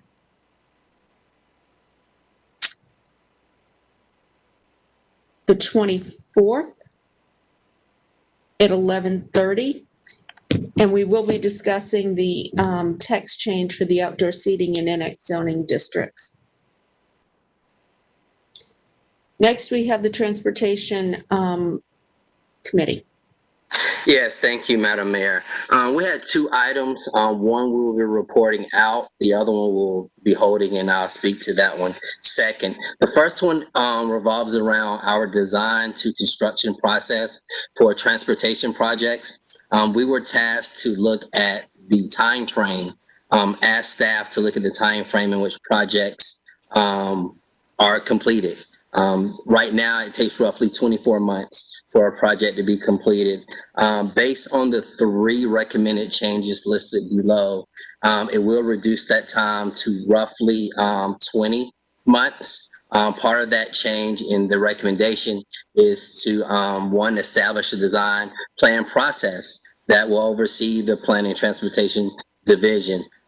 This will run concurrent with the design engineering solicitation process. So what this does is it allows staff to start working with public engagement while we start working on our solicitation of a contractor.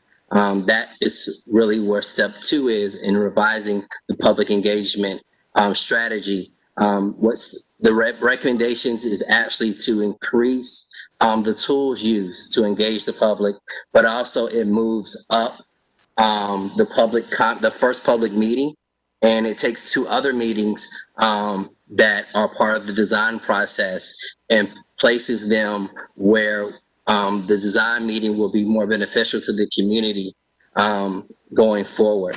But also it uses a lot of other tools as far as electronic tools, from monthly engagements to bi-monthly notifications for the community of those impacted. And the third recommendation is to adjust the timing of our condemnation. Now we do that at the end. What this does is when staff first comes to us, we authorize them the permission for condemnation if needed. A lot of times it is not needed, but also it takes this out of the process of it being a penalty, where we're saying a lot of times when they come to us, it's more or less, hey, we're going to condemn your property unless. What we're saying here now is here's an option in the very beginning, and staff just works with all stakeholders who are involved. So that is a summary of the 3 recommendations that are presented in the agenda that I recommend and move for approval. Okay. Do we have a second? Councilor Buffkin, all in favor? Anyone opposed? That was a unanimous. Clerk? Thank you. I have one more. The second item is the pending item. It's around parking for downtown business owners. We are actually going to have a call meeting on November the 24th at 3 p.m. Again, it will be virtual. It is on a Tuesday. Since normally our standard meetings are on Thursdays, but it'll be Thanksgiving. Now, I'm sure you all don't want to talk about transportation and rather do turkeys instead or ham. So we will have a meeting on the 24th, and we moved this because there's some information that staff will be presenting at our November 17th meeting that will be beneficial for us in making a recommendation on the downtown parking situation. Great. Thank you very much. Anything else, Mayor Pro Tem? That concludes my report. Okay, thank you. Okay, next we have the report from the mayor and city council. I'm going to start with Councilor Fort. Good afternoon, Mayor. The only thing that I wanted to mention, I think I'm supposed to be the liaison for the Hispanic and Immigrant Affairs Board. A constituent reached out to me to ask if I was going to serve in that role, but I don't think I've been officially appointed to it. So I just wanted to bring it to your attention and staff's attention so I could get officially appointed to start attending their meetings. So that was one of Councilor Sage's assignments. Yes, that must have been an oversight. The clerk is shaking her head no, so I'm not sure what the discrepancy is, but a constituent asked me about it. So okay, if we could, I'm going to appoint Councilor Fort as the liaison to that group, and you also are the liaison to the Human Relations Commission. That's correct. Second. And also, you have the Hillsborough Street Services Corporation liaison. Okay. All right. All right. Do we need a motion on that? No. No, we will just add it to the list that's announced at the table. Okay. Thank you, Councilor Fort. Councilmember Stewart. No report. I just know that there's going to be a lot of folks and a lot of feelings over the coming weeks, in addition to those of us who are parents or teachers right now as Wake County starts to send kids back to school in person. So just thinking about a lot of folks and hoping that we can all practice kindness to each other and ourselves. So. Thank you. Message worth sending right now. Councilmember Cox. I have no report today. Okay. Councilmember Buffkin, I'm so happy your cat could join the meeting. Thank you, Mayor. I see his tail sticking up. Yes, neither he nor I have a report today. Okay, thank you. Councilmember Knight. Yes, ma'am. Thank you. I just want to say how proud I am of our city and the way they came out to vote in yesterday's election. And it was an amazing turnout for the city, and especially the vote on the affordable housing bond. As the mayor, as you said earlier, this is a great step for the city, and even in an historical one. It's really going to make a huge difference in the lives of many of our residents. So kudos to our city and the residents of the city for voting in such a large, overwhelming way. They got it. They saw what needed to be done, and they went out and are making it happen. So I look so forward to being part of moving this bond forward into fruition. I want to thank the Chamber of Commerce for their leadership and support in making sure that folks got educated and got to know the details of this bond, and also the bond committee for their leadership in creating the different pieces and aspects of this bond to make it what it is. So looking forward. Thank you, Mayor, for leading us. You called this a year ago, and now we get to see it come into fruition. So that's exciting stuff, and you should be commended for your leadership on this. So thanks, and I'm very excited about it. Thank you, Councillor Knight. We should all be very proud and excited about this. It's a huge step forward, so thank you for acknowledging that. Mayor Pro Tem. No report. Councillor Melton.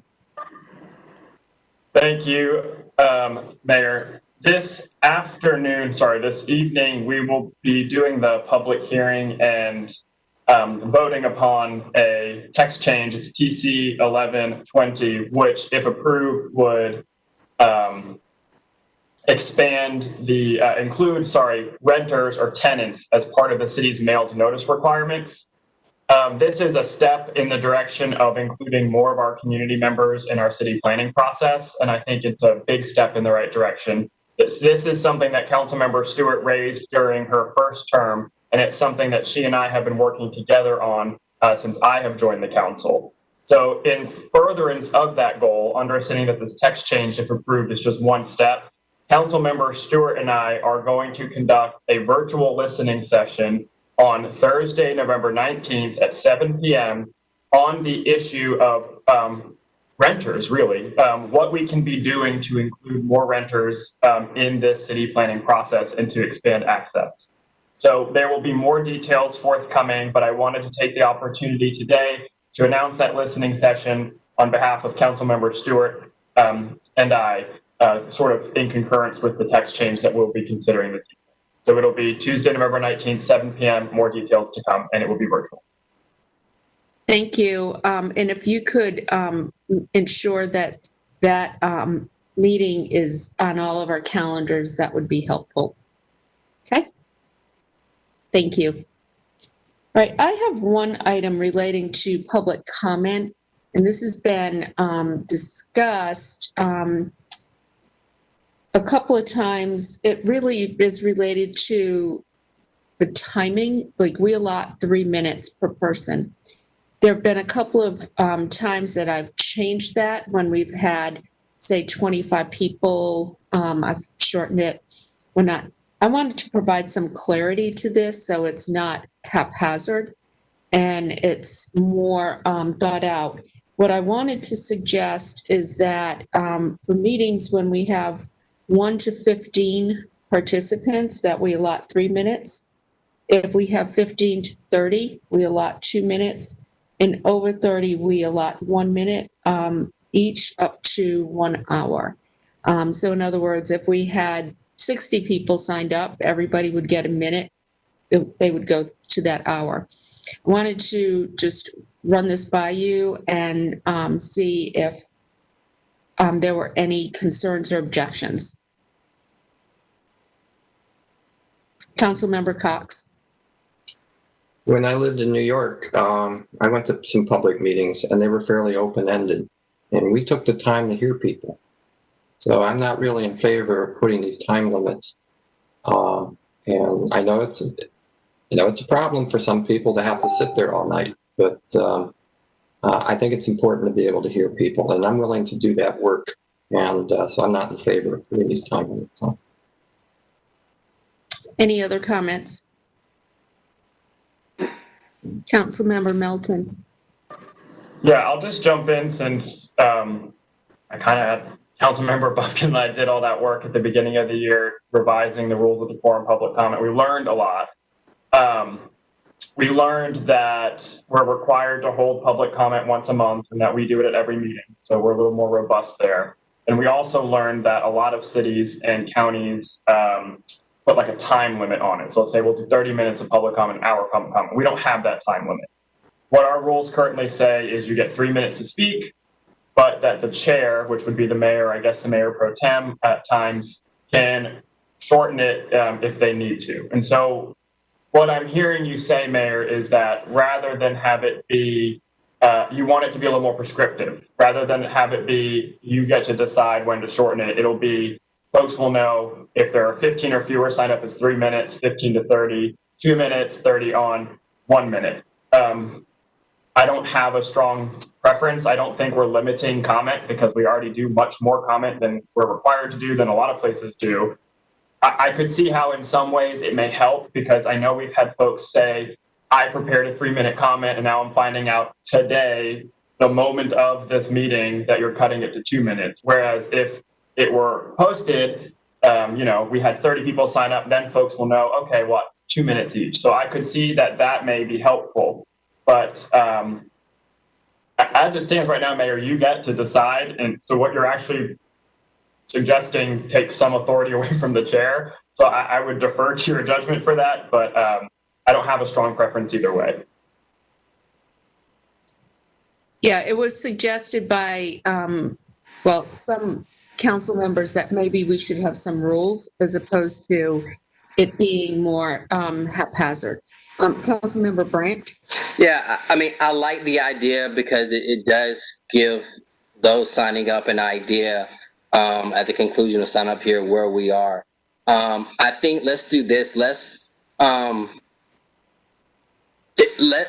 talk about it and try to see and make a decision at our next meeting, the 17th, and kind of go from there. I like the idea of us doing it because, again, those who speak up, a lot of times, one of the major challenges and things we hear is, well, I was prepared and now you're just telling me. Now you're just telling me, where we're giving people an idea. But at the end of the day, it is up to the chair, the mayor, or the mayor pro temp, or whoever's chairing the meeting to decide. So that's just something to consider.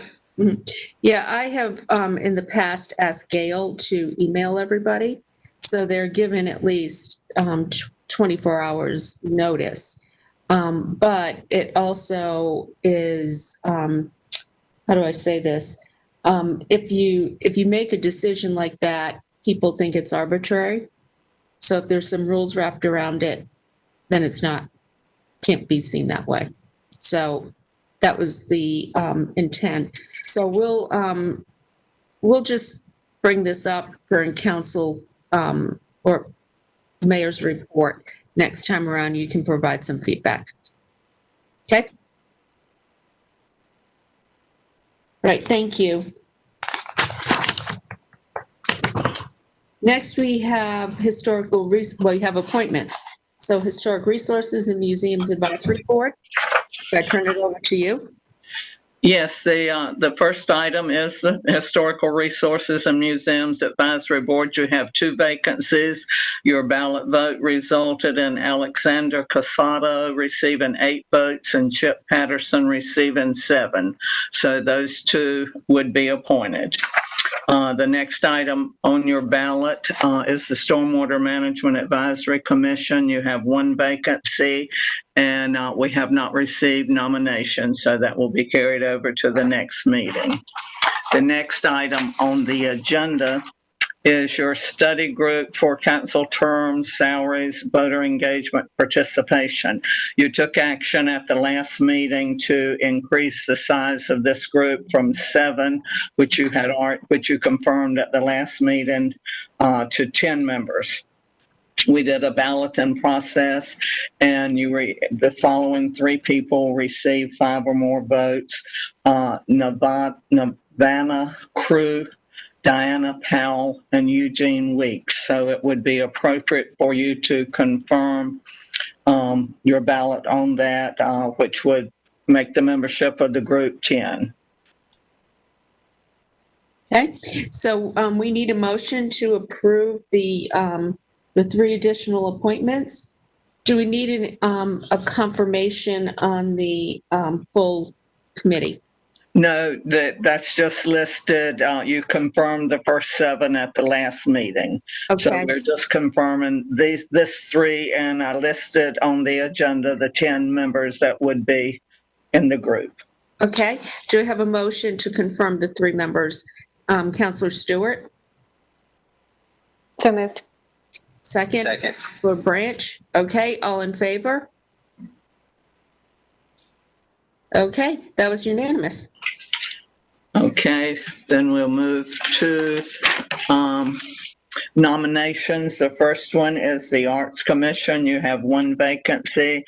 The term of Courtney Greer is expiring, and she does not wish to be considered for reappointment to the committee, but she will remain on the Grants Committee, which is separate. So you have one vacancy for consideration for the full commission. Council, Mayor Pro Tem Branch. I'm nominating Salima Thomas. Okay. Okay, so that will be on the next agenda if there are no other nominations at this point. Okay. Then the next item is the Human Relations Commission action that you took last meeting, moved up one of the alternate members to a regular membership, which created an alternate member vacancy, and we received a nomination from Councilor Stewart and Baldwin for Scott Phillips. So you can confirm that, or we can hold it over to the next meeting for additional nominations. It's up to you. I will just ask if anybody has any additional nominations or if we'd like to waive the rules and appoint Scott Phillips. Anybody have? Councilmember Stewart? Since we just nominated them, let's hold him for the next meeting, just so let's have time to do the research. That'll be great. We'll place it on the next agenda if that's okay, Mayor. Yes, I will say Scott brings a lot of talent to the table. Okay, that's all I have then. Okay, great. Next, we have the report and recommendation of the city attorney. I do not have a report, Mayor. What? You want me to make one up? No, no, that's okay. Then report and recommendation to the city clerk. The only thing I have is you received copies of minutes of the October 20 work session and regular meeting for consideration of approval. Move for approval. Do you have a second? Councilman Stewart, all in favor? Unanimous, clerk. Thank you very much. Okay, next. That's all I have. All right, next I will make a motion to go into closed session.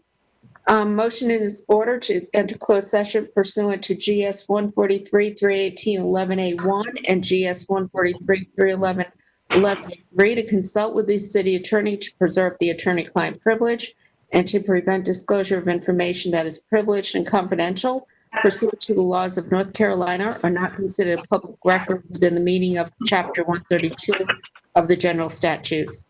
GS 143-318-11A2 to prevent the premature disclosure of an honorary degree, scholarship prize, or similar award. GS 143-318-11A4 discuss matters relating to the location or expansion of industries or other businesses within the city, including consideration of economic development incentives that may be offered to entities considering such expansion. And GS 143-318-11A6 to consider the qualifications, competence, performance, character, fitness, conditions of appointment, or conditions of initial appointment of an individual public officer, employee, or prospective public officer or employee. Would anyone like to repeat that motion? Okay, Councilmember Stewart has seconded that. All in favor? Opposed? Okay, that was unanimous. We will now enter closed session. Going to ask everybody, we're going to take a 5-minute break. You could mute, turn off your videos. Thank you.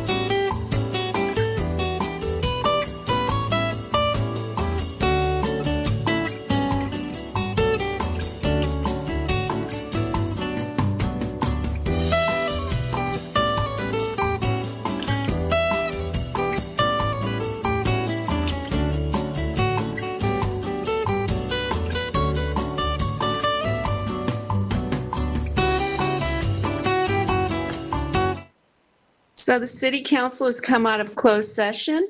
We have provided staff direction on the first three items that were under consideration. The fourth item, I'm very excited to make this announcement. First, today's a great day for the City of Raleigh, and I couldn't be more excited about the unanimous council decision to name Marshall Adams David our next city manager. Marshall has worked for more than 27 years in local government. She understands our city and our community, and she represents the true embodiment of what it means to be in public service. You know, sometimes it takes a national search to realize that you have exactly what you need right here at home. Our Human Relations Department did indeed conduct a national search during the month of October. We received 56 applications from candidates in cities, counties, and government agencies from throughout the United States. From that list, we reduced the candidate pool to 17, and then we interviewed 6 highly qualified finalists. During the interview process, it became very clear that Marshall, who has served as Assistant City Manager here for 7 years, was uniquely positioned to lead our city. She has an incredible combination of experience and vision. She also understands the challenges of social and racial justice, and she demonstrated her ability to lead on these issues as she spoke with us. All of us on the City Council look forward to working with Marshall and our professional staff to move our city forward into 2021. Now I'd like to make the official motion that we appoint Marshall Adams David as Raleigh City Manager effective January 1st, 2021, and approve the associated employment agreement with a starting salary of $275,000. Do I have a second? I second it. I think everybody wants to second it. I think I saw Mayor Pro Tem Branch. I think he just beat you out, Councilor Ford. But okay, so we have a second. All in favor, please raise your hands. That was unanimous.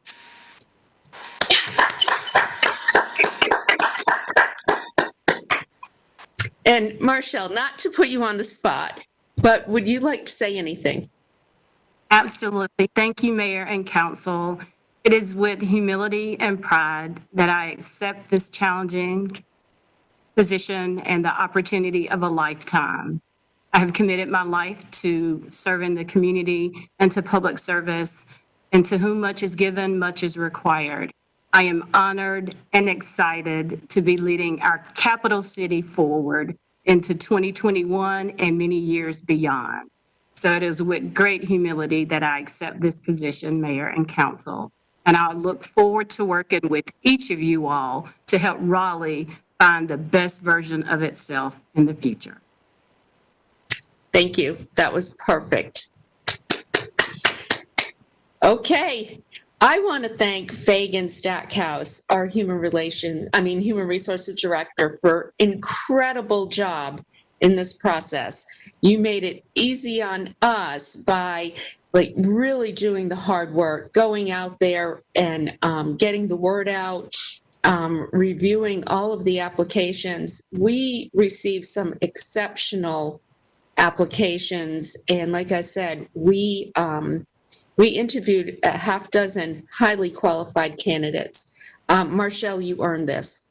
So I would just like to say thank you to all of the council for also doing the hard work with me and Fagan to come to this unanimous conclusion and decision.